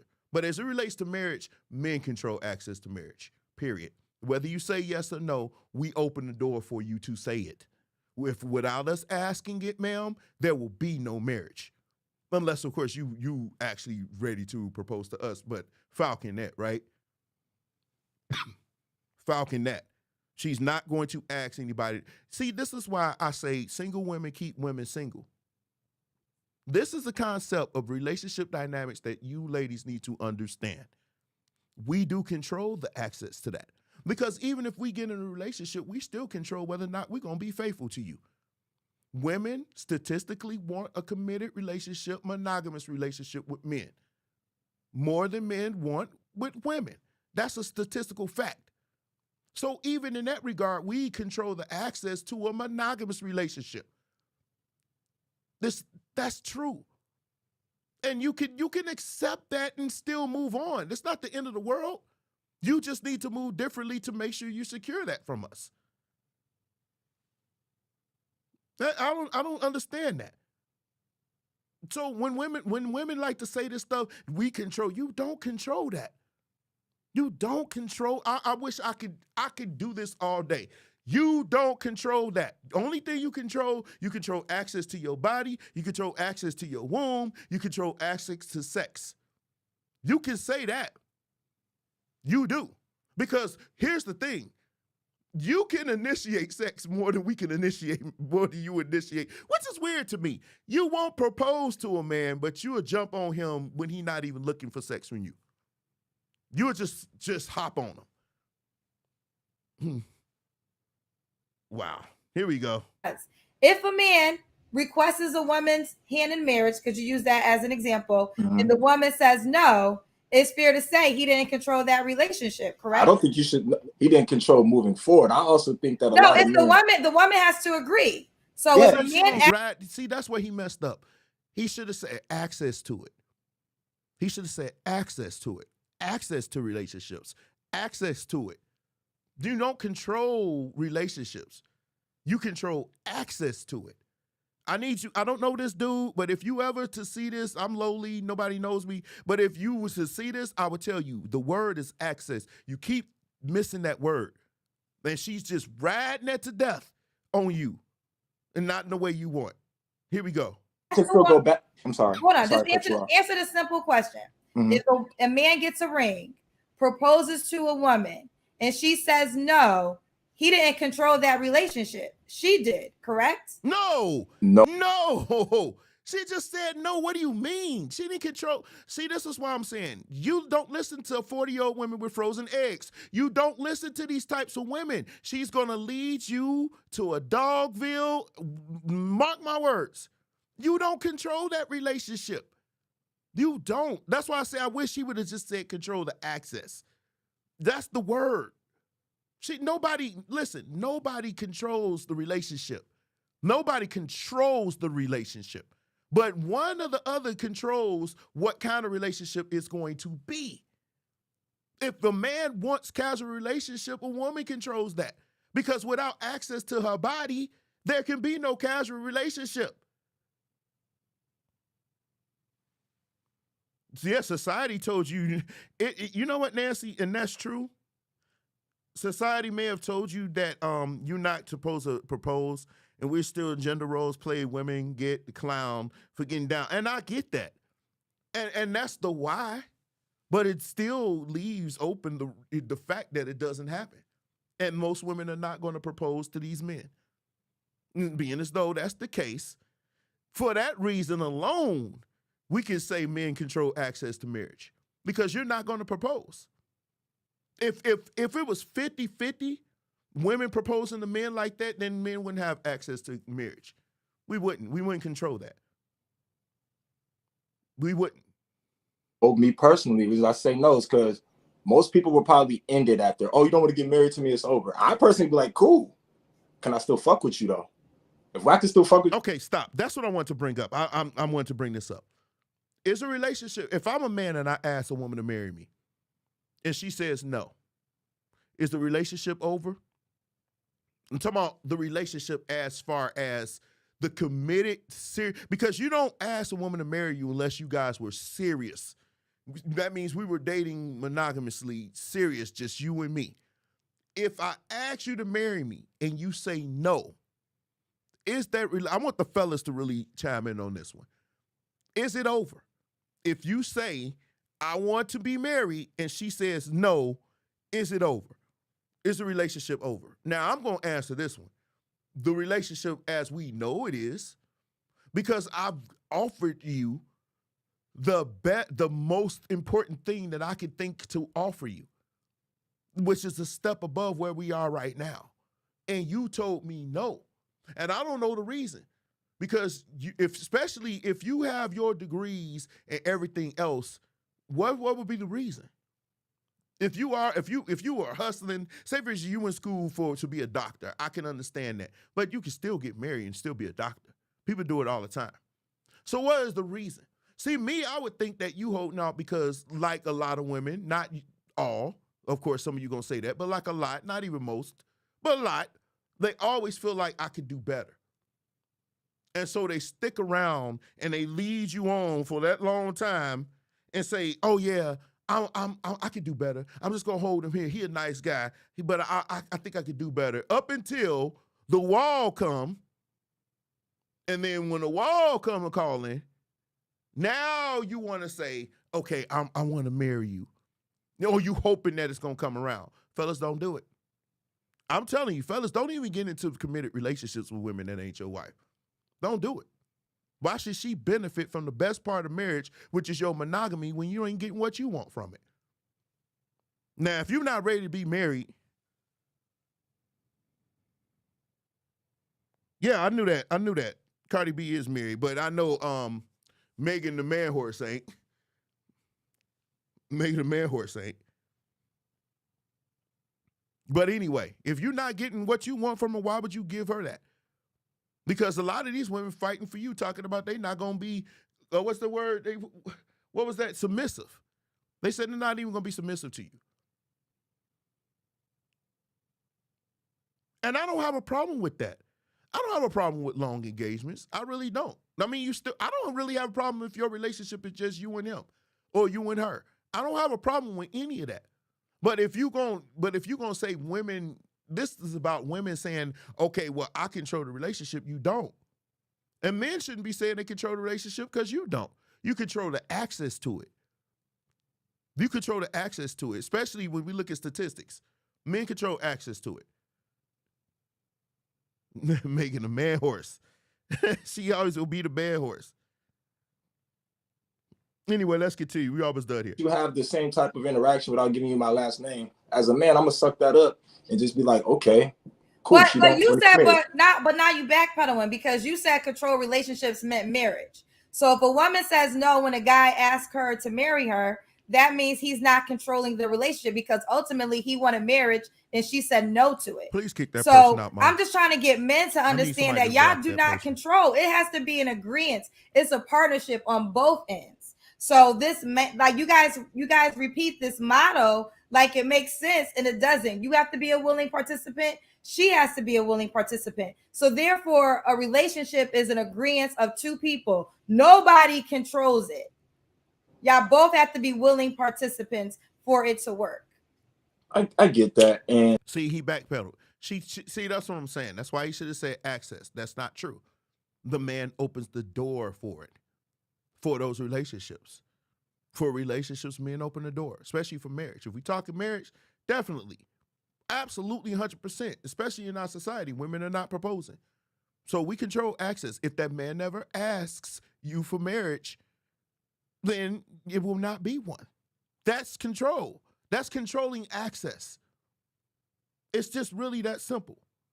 Thank you, Nicola, because that was crazy. That's crazy. I mean, tell me if y'all agree with that.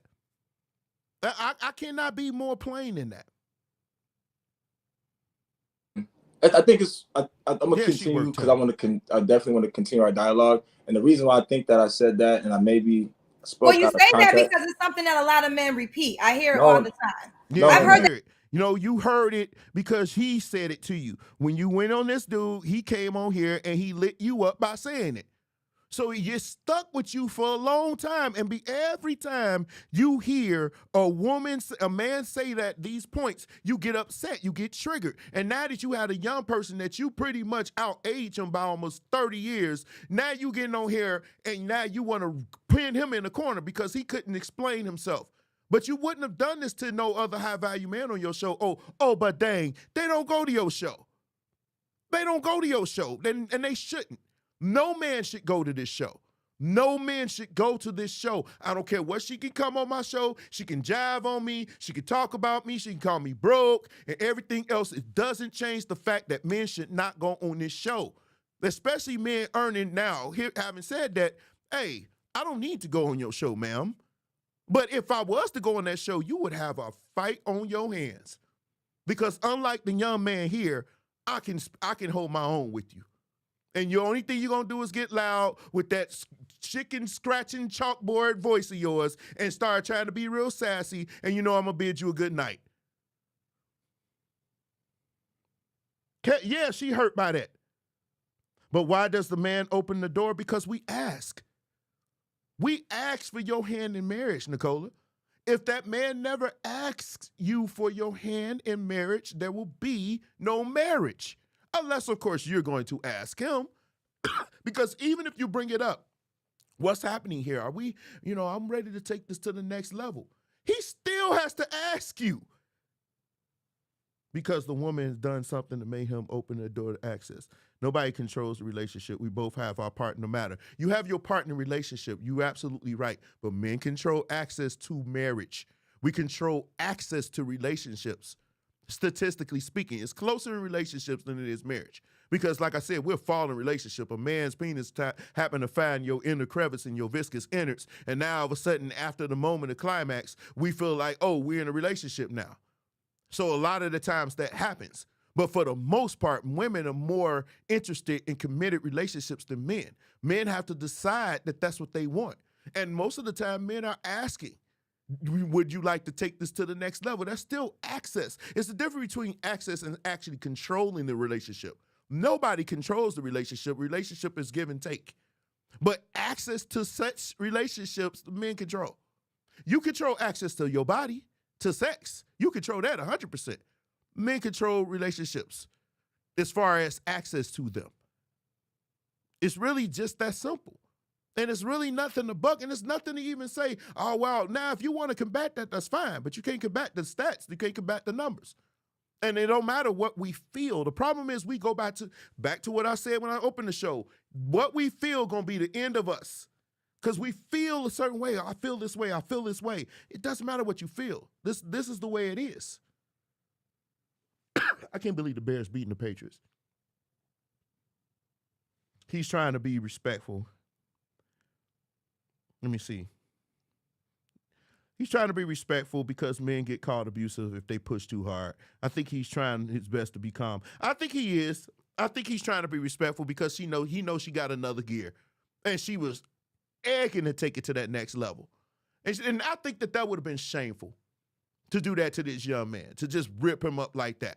But, some of the people in the comment sections, I ain't even, post those, but they were willing to go there with him. She didn't need to. The comment section was doing it for him. They were going in on him. No, the Bears winning. I'm happy. I can't believe they, I'm happy the Bears winning. I mean, they blowing them out. Just another interception. But yeah, so I just don't understand it. It's really not the dynamic of this relationship is that men control that, the access to it. I want y'all to say this, the access to it. Men control. Nobody controls the relationship. If you are in a relationship and he feel like he controlling, then that's controlling. That's controlling. I wouldn't say abusive, but it's controlling. And if a lady feel like, the sun don't shine until she open her eyes, that could be controlling too. So, I mean, I don't see why this would even be a discussion. But let's continue. She almost done, but she was definitely triggered. Let me get to it. Hold on. Here we go. I learned this from my fathers. Well, your fathers must have put it on Facebook or somewhere on Twitter. Because I literally have had this debate with several men. Maybe I'm just telling you, the reason I think I'm going so much with you is I Uh-huh. literally have had this debate with several men about that statement. And the reason I say that is because when normally after sexual intimacy, what normally happens? People fall off. And the reason I said men control the gateways to the relationship is Now you because say gateway. normally after sex, and I keep it real, most men, they get post-nut clarity and they're done. So when they really want to continue to, I'm sure she's experienced that. No shots, but I'm sure she's experienced that. That's probably why she's so triggered. Here we go. relationship outside of the sexual intimacy, that's normally, in my opinion, that's on the man because it's our job to lead that relationship. Now, if we're not leading that relationship into a way that we can move forward, I'm not blaming the woman for that. She's going to do what you allow her to do and what you present to her. Because most women, and from my experience, want a man to lead, take control, and teach them something until he tells them what to do. And then now they call them controlling. So that's why I said men control the gateways to relationships, because in my personal experience and opinion, it takes a little bit more commitment and self-discipline for a man to start moving forward with a woman based on the things that I'm seeing. Most of them are having transactional interactions and sex, and they're just having sexual relationships without having committed relationships. And most of the time it's because men are lying to women to lay with them. Men are like, we could go deep Yeah, dive. I'm sorry. Yeah, let's go. I'm sorry. And we can agree to disagree on some sure, things, but I just wanted to say that But one you were thing. right. A lot of niggas do get that from the internet. You're right. They Well, can't yeah, have that I've heard conversation. that. Like, I mean, Yeah. I've had that You're debate not with wrong. several guys, but You're not wrong. but listen, let's keep going because I didn't even I get got through you. all your questions. I got you. Cool. When was your last relationship? Okay, so that was that whole conversation. Tell me what you think about it. Tell me what you think about it. But I honestly, the first time she heard that, I believe, I'm going to go back and watch it again, but I believe it happened here when they had their conversation. I believe that's when, because he laid, I'm going to find that video. I might open the show with that next week. I'm going to open the show with that next week because he did give it to her and she was triggered. She was so triggered that she went to her show the very next day ripping him up. But she couldn't go there with him on his show. And he gave her the opportunity, but she couldn't handle Kevin because he knew his stuff. And like I said, people like that, she wanted to dive in on this dude because he clearly was all over the place. Even when he did his little monologue, I didn't understand what the heck he was saying. I didn't understand what he was saying. But yeah, I think when you're dealing in relationship dynamics, I think establishing what it is, what the relationship is, how we going about doing it. I think too many of us, and he was right about that post-nut clarity. He was right about that. But too many of us, we've gotten into relationships after sex, where the sex happened and we said, oh, we're official now. Or where's this going? And for a man, it may have just been that physical thing. It might have just been where we just wanted that. And this is 2022. Even some women out here on that, which I think is stupid. It's dumb. You can't do that. You can't do what men do. This is one of the double standards that we enjoy. Thank God. But I just think that she was triggered when he said this because he remembered what happened with Kevin Samuels. She remembered what happened there. So you tell me what you think. Who was right here? I'm at the side with Kendra G. In that, in a relationship, neither controls it. Each one plays an equal part in a relationship. Going into the relationship is where he messed up. He should have said that. Oh, no. Corey Holcomb said something. Yeah, he broke it down for her. She didn't like that either. And I've noticed that some of these modern women, especially our sisters, they don't like it when men go at them. And I'm about to go, but I'm hearing a lot of women saying, oh, y'all bashing black women. Y'all bashing black women. Let me say this, and I mean this with a sincere heart. We're not bashing. But what do you call it for 40 years, what you've been saying to us? And it calls men, and you know the funny thing about it, I heard somebody say this. I do like to give people their credit. You know, I don't take people's stuff and just say it without giving them credit. I saw this dude earlier today. His name is Thom Lexi. You can follow him on YouTube. And he was talking about this situation. And he said something that I agree with. He said, you know, a lot of women are saying we're bashing. But you had 40 years, almost 50 years, where you were saying some of everything about men. And here's the thing, it was celebrated and paraded on TV. We couldn't turn on the TV without seeing it. I said this thing last year. She was hot on that. She was definitely hot on that. But I said the same thing last week. You know, you've been allowed to say this stuff about men for 40 years. Men have really only been talking like on a major level for 2.5.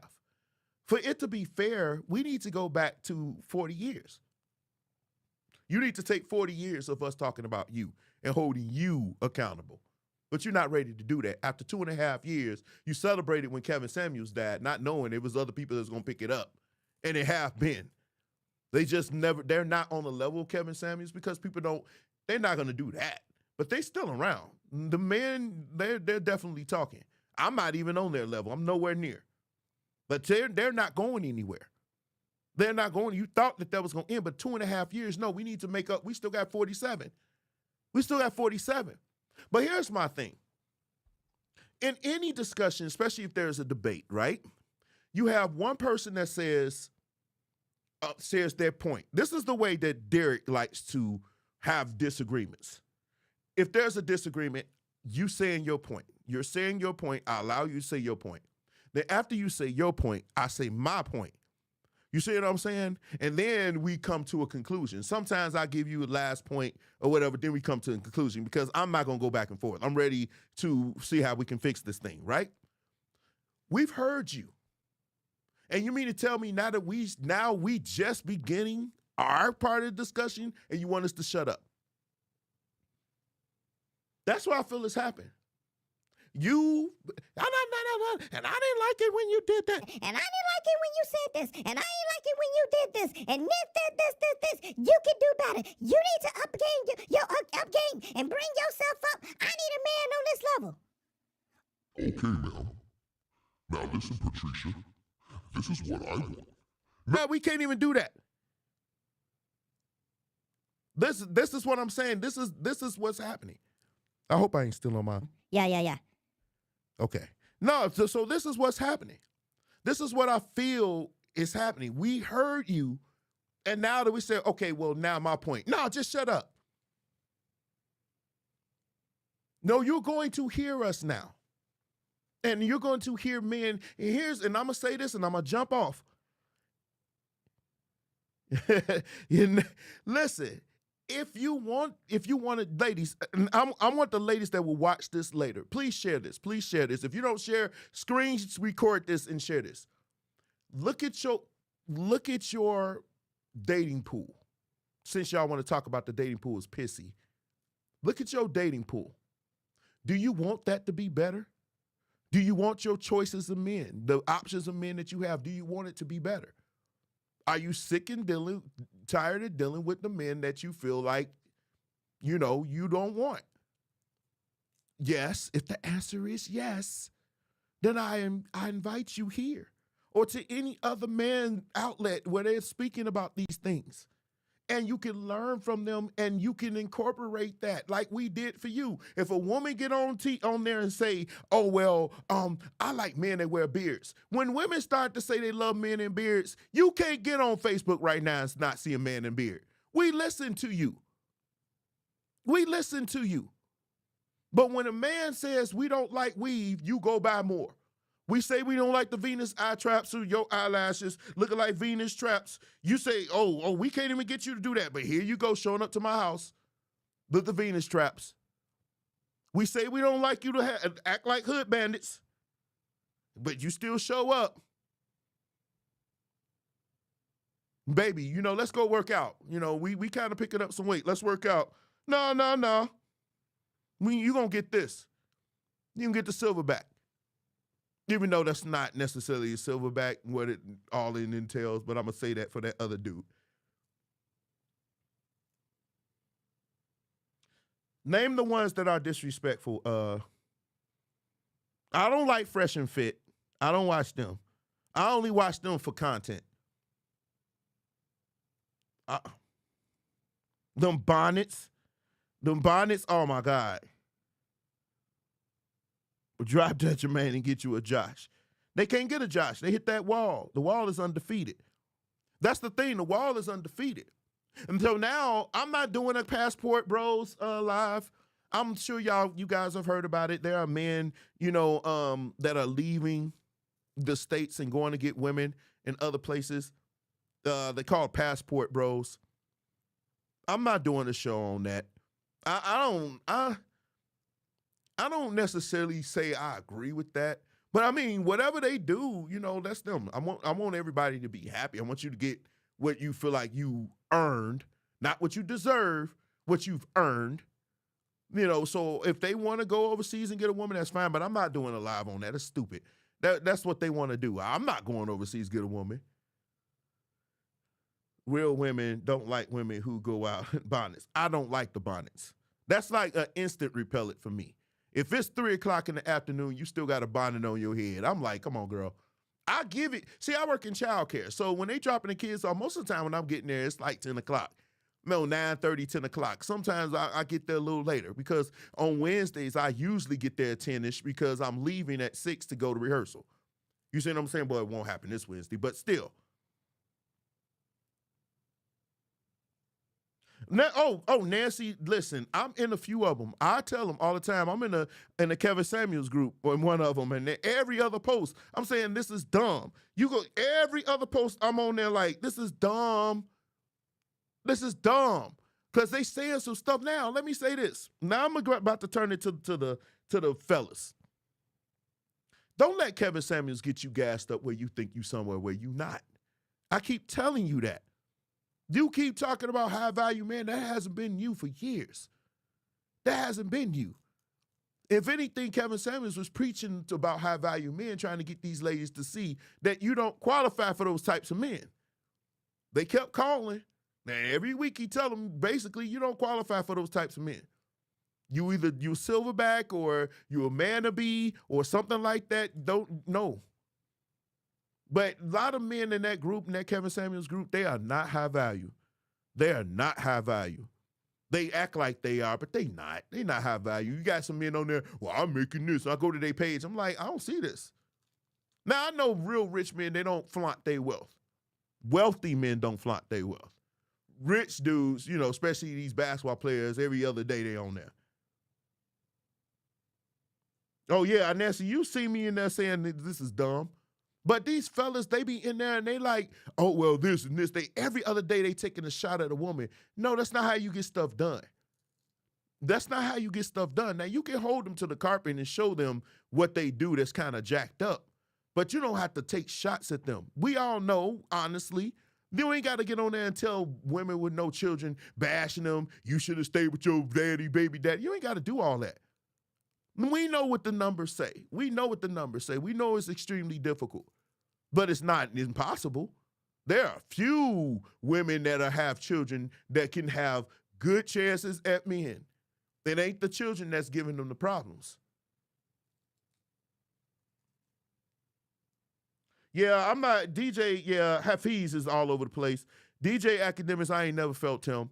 Like I said, I'm a man. I'm a male advocate. I'm talk about men's stuff, but at the very end of the day, I'm gonna be respectful to the ladies. I'm never gonna disrespect them, even if I get to the point where I'm taking calls and I'm talking to ladies online. I'm never gonna get to the point where I'm disrespectful unless she bring me that energy. Now, I'm gonna be honest. If I ever get to that point and Kendra G called to my show, it's on the smoking right there. Because right then and there, I'm going right to the fire background. You're gonna see this come up and I'm gonna be here.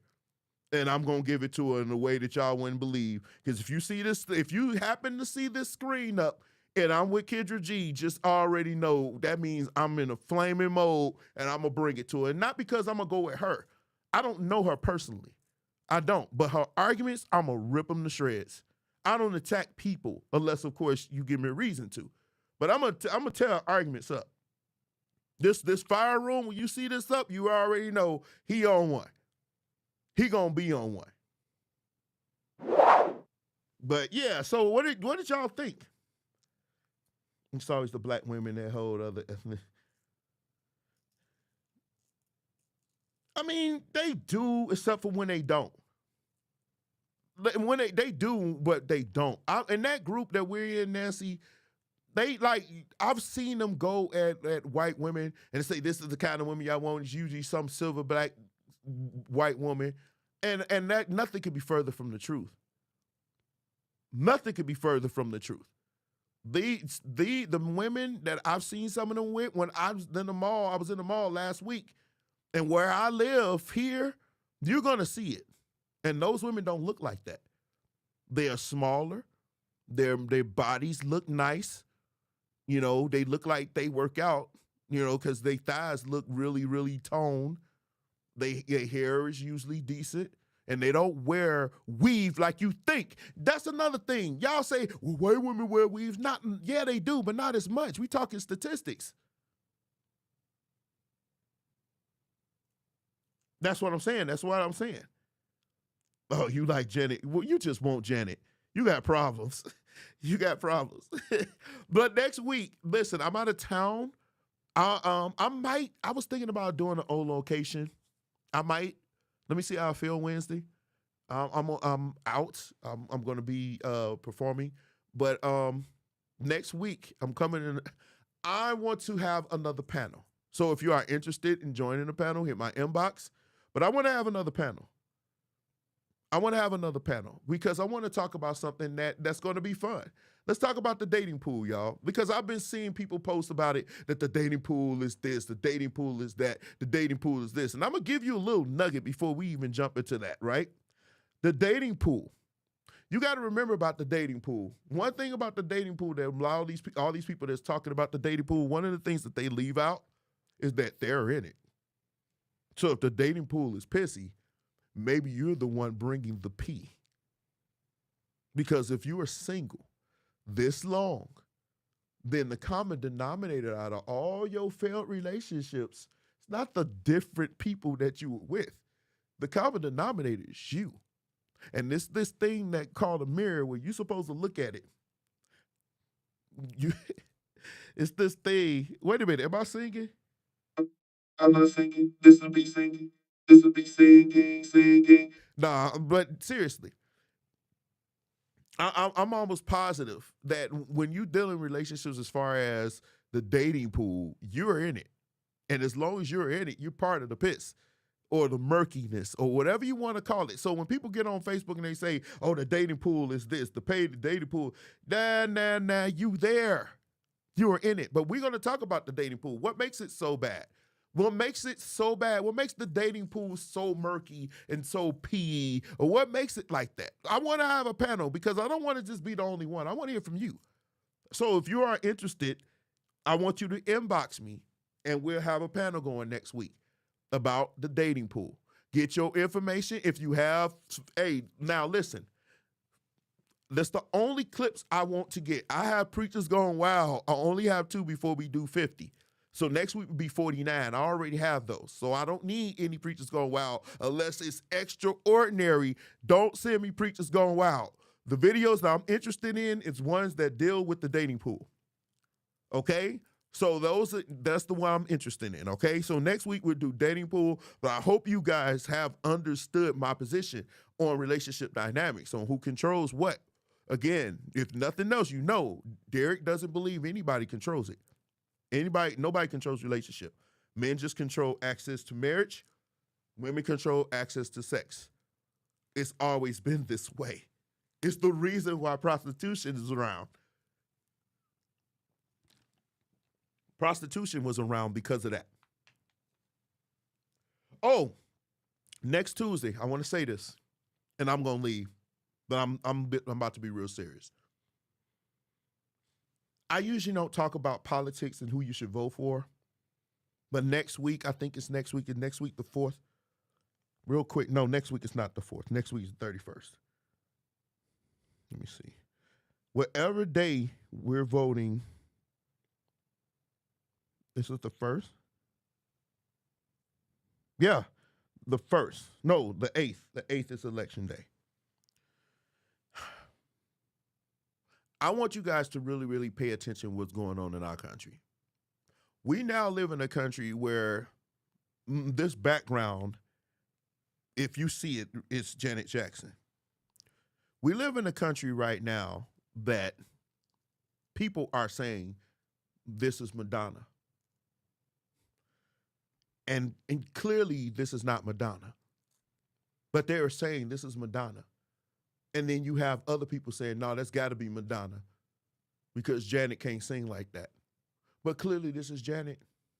We live in a country where you can look up in the sky and see it's blue and they'll tell you it's pink with unicorns and they'll believe it. We have one side of the aisle, no, and I'm not a Democrat. I'm not a Democrat. I call them Democrats. And I'm going to tell you why in a minute. But the stuff I saw in Florida, and it's kind of it's kind of pissing me off right now. They are using people as pawns in a political game. Now, that's one thing to say, hey, black people this or white people this or whatever, and you use those as talking points and saying they support us. It's another thing when you take a group of people and you put them in a bus and tell them, we're going to give you a better opportunity somewhere else. You put them in a bus, you fly them somewhere else, and you just drop them off somewhere. And you don't care because they don't look like you. And then there's another thing when people celebrated it. The nasty or the meanest you could be, they celebrate you more. That dude, DeSantis in Florida, is a walking demon. Some of the stuff that he has been saying and doing, y'all need to pay attention. That whole Republican Party on a national level. Now, your local ones, I don't know.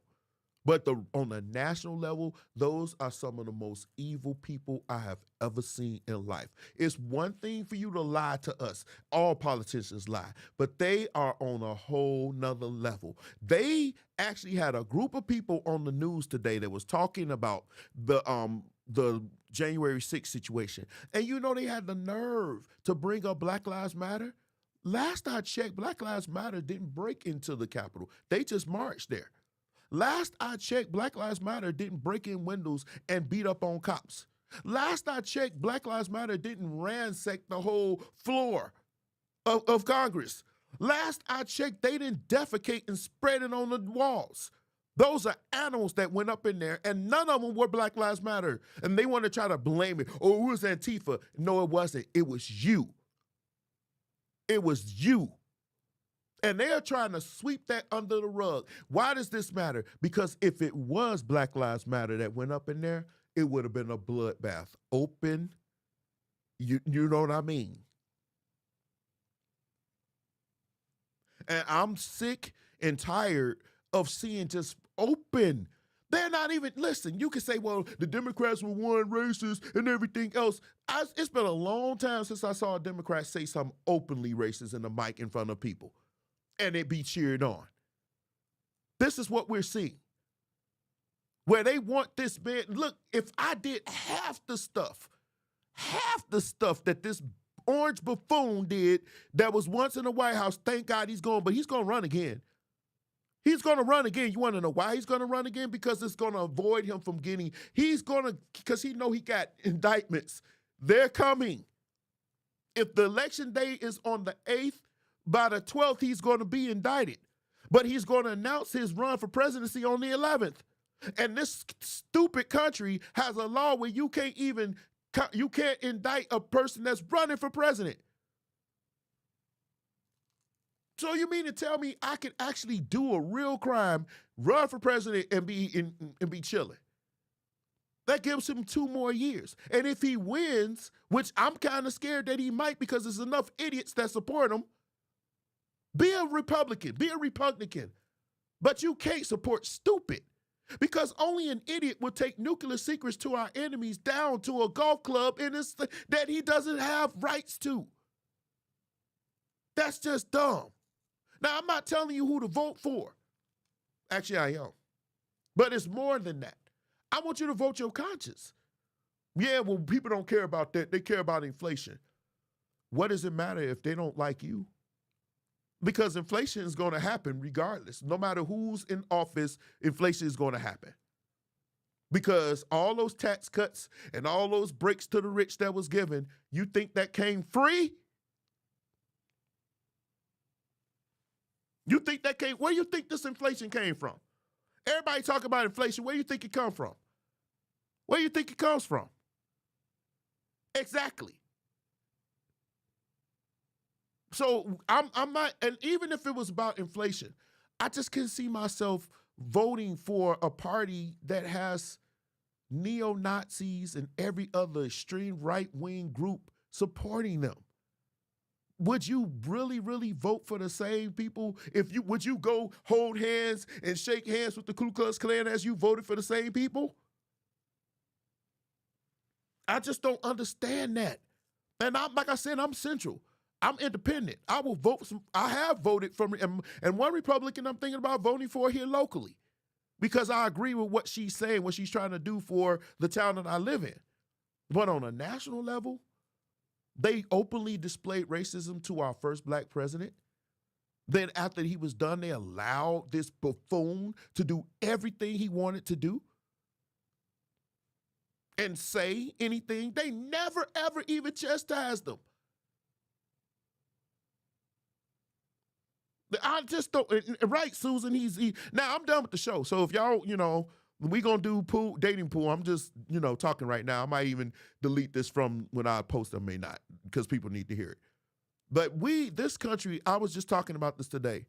We are in a very, very, very important point of our democracy, because we are at a point right now where people are crying like babies if they can't win. They are saying, oh, well, if I win, then the election was good. But if I lose, something wrong with the election. That's children. Children do that. Children do that. That's what I work with children. This is what they do. Grown people should not be crying if they lose elections. Grown people should not be doing that kind of stuff. But this is what they do. We are in a listen, Susan, a critical point. If we do not get this right, and Republicans get the House, oh God, if they get the House and Senate, first of all, nothing's going to be done for 2 years, so you might as well just sit down, and everything's going to be done. It's not going to benefit you. If you don't make over a certain amount, it's not going to benefit you. You're going to feel every piece. If you think about it, gay rights is about to be gone. They already talking about that. They're about to take away gay rights. Some of you happy about that because you homophobes. You probably need to do some self-service, because, yeah. But they about to get rid of that. They already got rid of abortion. You know what's next, right? If they gonna get the LGBTQ and they already got abortion, next is you, black people. Next is you. They already don't care. You got people on TV saying they thought, well, black people could do it, we could do it. If Black Lives Matter could do it, what's good for the other. We never, they tore, and see, this is why I say, and this is why I was so against us burning down and doing all that rioting. Because I knew some way, somehow, one of these idiots was going to bring this up.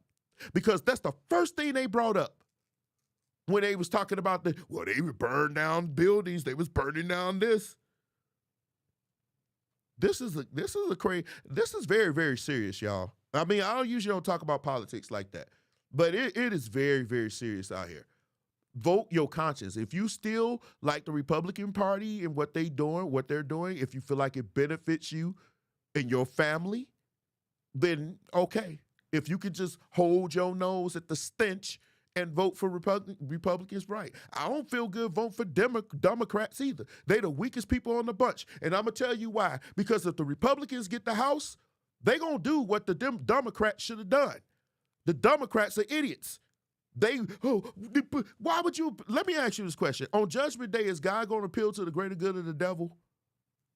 Is he going to say, Lucifer, we're better than this? No, he going to throw a lightning bolt of his aspirations. He going to take all of it. That's what's going to happen. But y'all, the Democrats, they all saying, oh, come on, please, we're going to appeal to the greater good. No. They going to show you what's done. They're going to call all of y'all up in there. And here's the thing. If they call you and you don't come testify, watch how quick those subpoenas come. And watch how quick they throw you in jail. They don't play tough. They play rough. They play to win. The Democrats are playing weakly. There is no reason why that squarehead orange buffoon is still traveling playing golf. He should be arrested.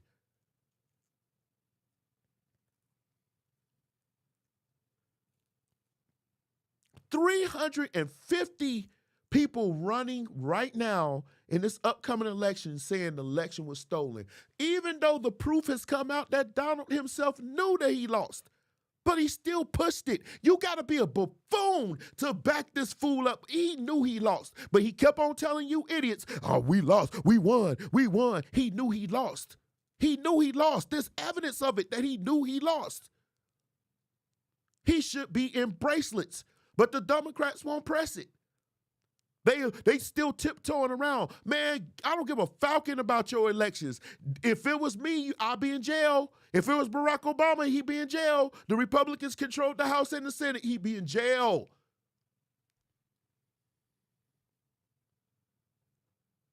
Man, I just don't understand seeing this.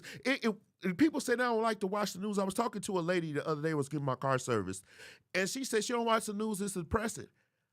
And I usually watch the news. I like to watch the news, but I had to agree. Because when I get on there and I see some of the stuff these Republicans trying to do, what they have done and what they will do, you couldn't pay me enough money to be a Republican. Not on the national level. I don't mind them on the local level. But nationally, nah. It's just too much. And the fact that they are backing up Herschel Walker, that should tell you everything you need to know. This is a stumbling buffoon. What? Bro, what are you talking about? Because he on stage the whole time, and every time he talk, you want to hear, help me, help me. This is what I'm hearing when I hear Herschel Walker talk. And every time he talk, I'm ready to get up and walk away from this fool and turn my TV off. You can't make this up. A fake badge, Nancy. A fake badge. And people celebrate it. Listen, how the hell you gonna be against abortion and have two? And then lied and say he didn't have one. Then when she produced the evidence, guess what? These stupid fools still say, it's okay, I'm still gonna vote for him. They don't care. The only thing they care about, you know what they really care about? They look up and they see a country that no longer belongs. You want to talk about control? We just talked about relationship and control. They see them losing control of this country. What was all the stuff, they don't care. They don't want this country to progress. They want it to go back. That's why that Make America Great Again, that's why that took off. That's why people liked it. But the people that really gravitated to it was the people that wanted to go back to where it was. And you know what I mean. So you have an obligation. Forget all the politics. You have an obligation. And if you are a black person watching this, I would invite you to come on my show. I will make time for you to explain to me why you support the. And look, don't deflect this thing and make this about Joe. He ain't on the ticket. Don't make this about Joe. You had an opportunity to vote for somebody else. But instead, you decided to vote for a dude who wasn't going to. Even this a dude that say, even when I lose, I win. All those people went up in there trying to kill people. They were some people with explosives. Explosives. And he knew they had weapons. This is proven. This is not speculation from the right wing. I mean, from the left wing, the leftists. This is proven. Emails. The oath, you think all of them willing to go to jail for years and years for this fool? No, they're going to sing like some canaries. They'll be like, hey. He told us to go up in there. He told us to bring all these guns. They were orchestrating this stuff with us. That's what's going to happen.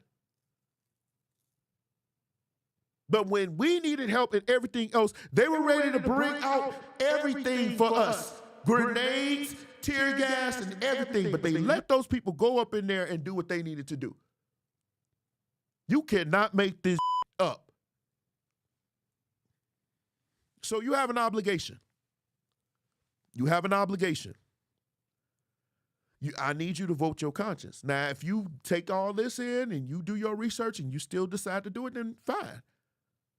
But I'm not liking what I think gonna happen. That's what I'm saying.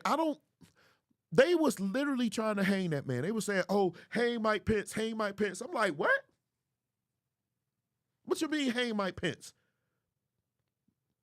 And then he knew they were looking for Mike Pence, and he left another tweet telling Mike Pence was scared to do what needed to be done. You cannot make this up, y'all. You cannot make this up. We cannot, if we are to believe in this country, we cannot let this happen.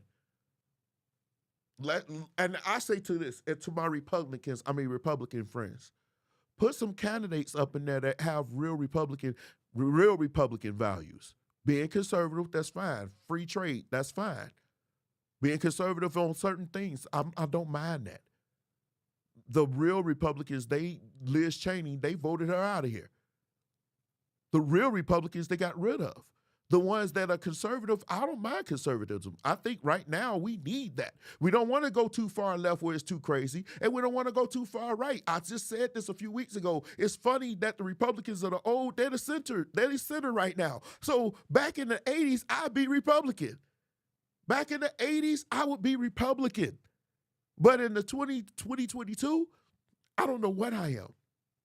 That's why I say I'm independent. Because I don't like where the left is going. You know, it's everything, the blurred gender lines, and you can be whatever you want to be and live in color. You know, you could be whatever you want to be and live in color, and we already know. So what have we learned, if nothing else, children? Homie, don't play it!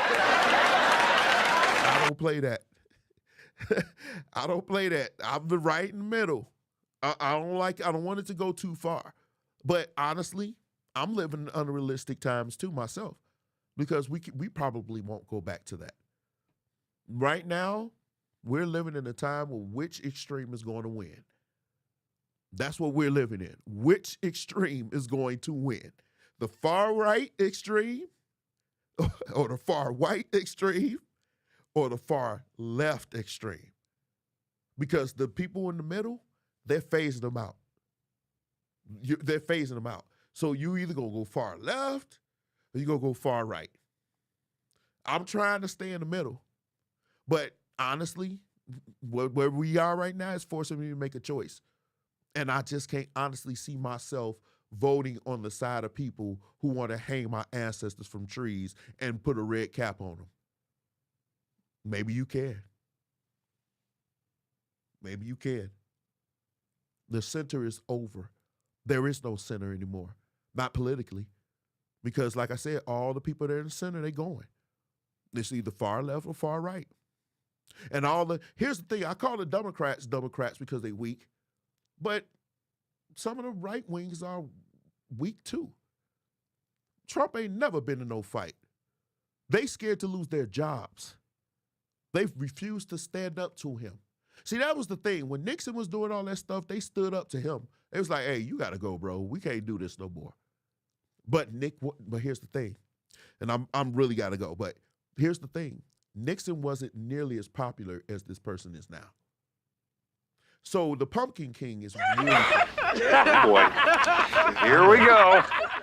I don't even want to push that. But the Pumpkin King is really popular, and that's what's driving it. They're scared because they know if he snaps his fingers like Thanos, he can get their votes.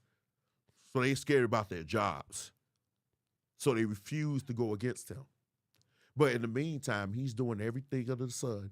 He's like literally committing crimes in your face. Crimes that you and I would be taken to jail for. He's doing them and getting away with it. Can't make it up. You cannot make it up.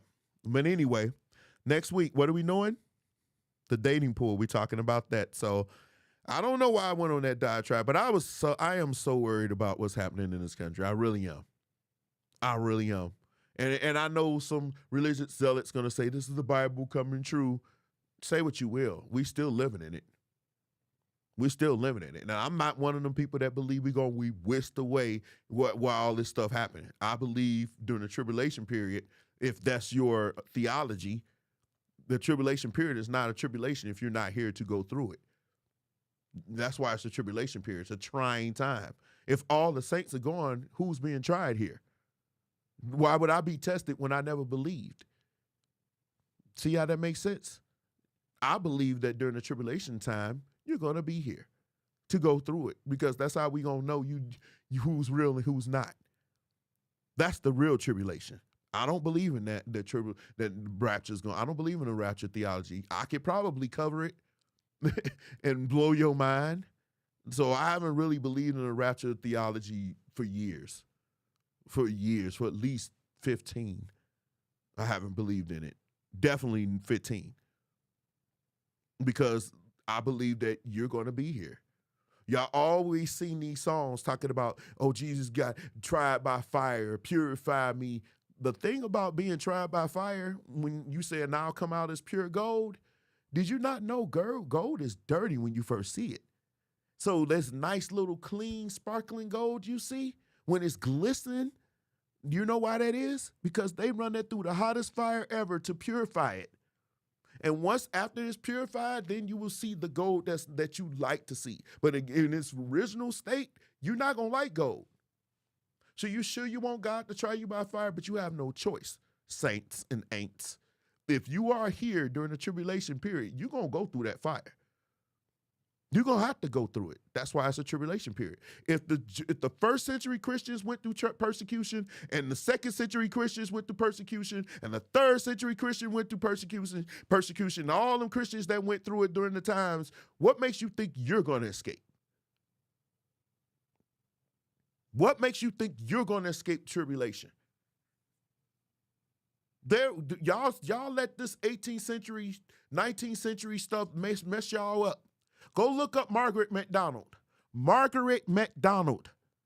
Go look her up. When you get a chance, her name is Margaret MacDonald. In the 19th century, go look that up and be amazed.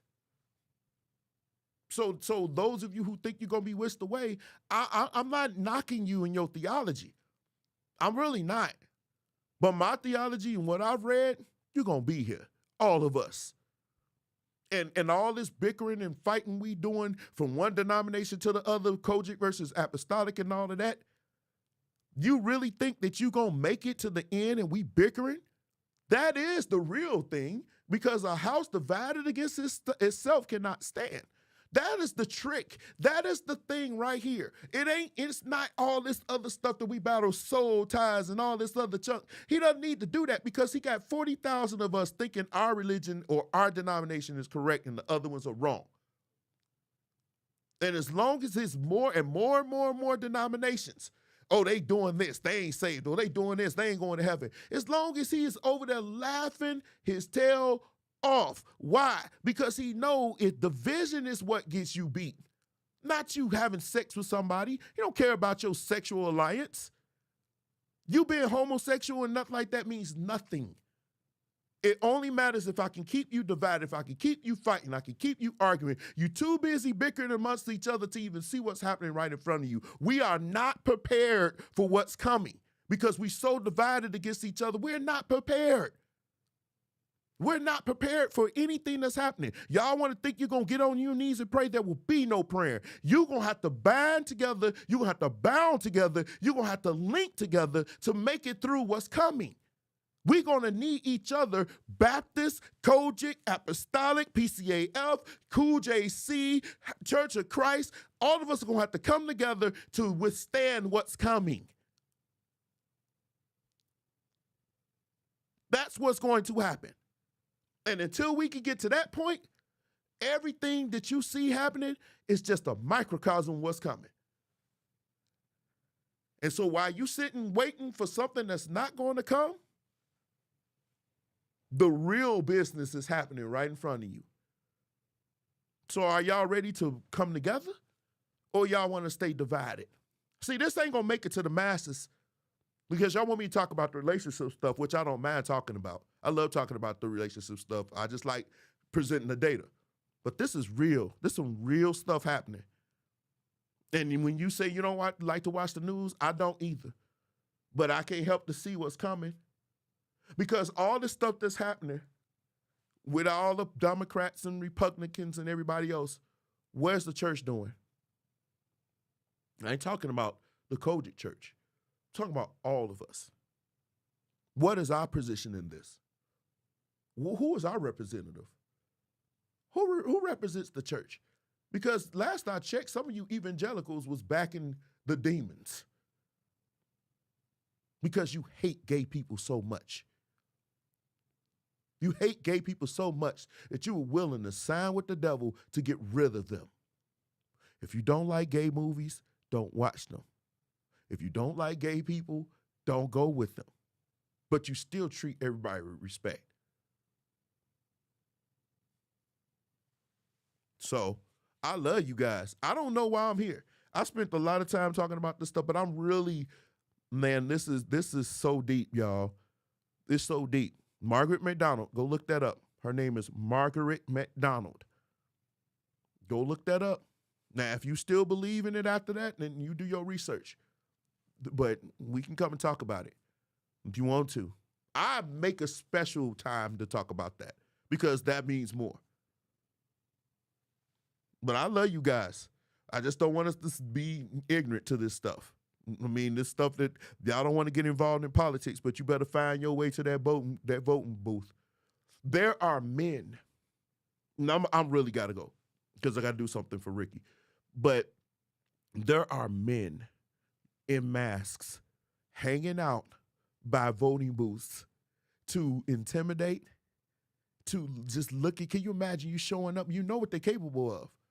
They're wearing masks. Why are you wearing masks? It's still warm out. It was 70-something degrees today. Why are you wearing masks? They're at the voting booth right now. They were there today. Early voting started. They were there. And they're looking at, I couldn't believe it. I saw it. Of course, it's on the news, but they actually were there. They took the pictures. What do you think they there for? To shake hands and give you Fruit Loops? This is real. They really are trying to win. And one thing I could take away from this one movie I like so much is they said in one movie, it was called The Siege, and it said the most committed wins. The most committed wins. They're committed. If you will go to a poll and watch people and intimidate people, we willing to go to jail for that, they're willing to die for what they believe. For an idiot that don't even like them, won't even shake their hand, won't do nothing for them. So, anyway, I'm about to jump off of here. I thank y'all for joining me tonight. Now, I know I went on this little diatribe. I might have to do some dang on editing on this show before I let it post to YouTube, but I just needed to go there. I don't know why I was led to do that, but it was crazy what I'm saying. I'm not saying you can't be a Republican, but I just think the Republican Party that used to exist no longer exists. We got something else now. And the Democrat Party doesn't exist either. It's somewhere else. Everything's just, democracy is precious, but it's also at any time could be gone. Democracies usually historically never lasted. They don't last. They don't last. And all it takes is one person to throw a monkey wrench in everything. Do y'all realize how scary that is? Every other first world country that's tried democracy over history, not up to this point, over history have failed. Every last one of them. Where people were able to govern themselves and have representatives of themselves never worked. They always wanted a dictator or authoritarian or a king or an emperor. That's all they wanted. This democracy is hanging on by a thread. And if democracy goes, so does your freedoms, ladies and gentlemen. Especially if you look like you and I. If you look like me, you should definitely be looking. Because like I said, you next. You next. Kanye West could get on TV and talk about black people all day. But the second he says something about they came a calling because they know where the money is. And that's another thing. We ain't got money. We don't have any power. We have no influence. We are the lower the totem pole. Well, we see you at church Sunday. Y'all praise. Anyway, I'll see y'all next week. I'll see y'all next week. I love you guys, but this is so deep. I might have to pop in again just to talk about this stuff because it with everything that's going on. And I try to keep this show light, keeping it fun for you guys, but it's not good, y'all. If you watch the news, it's sad, but watch it just one time, you see where we are.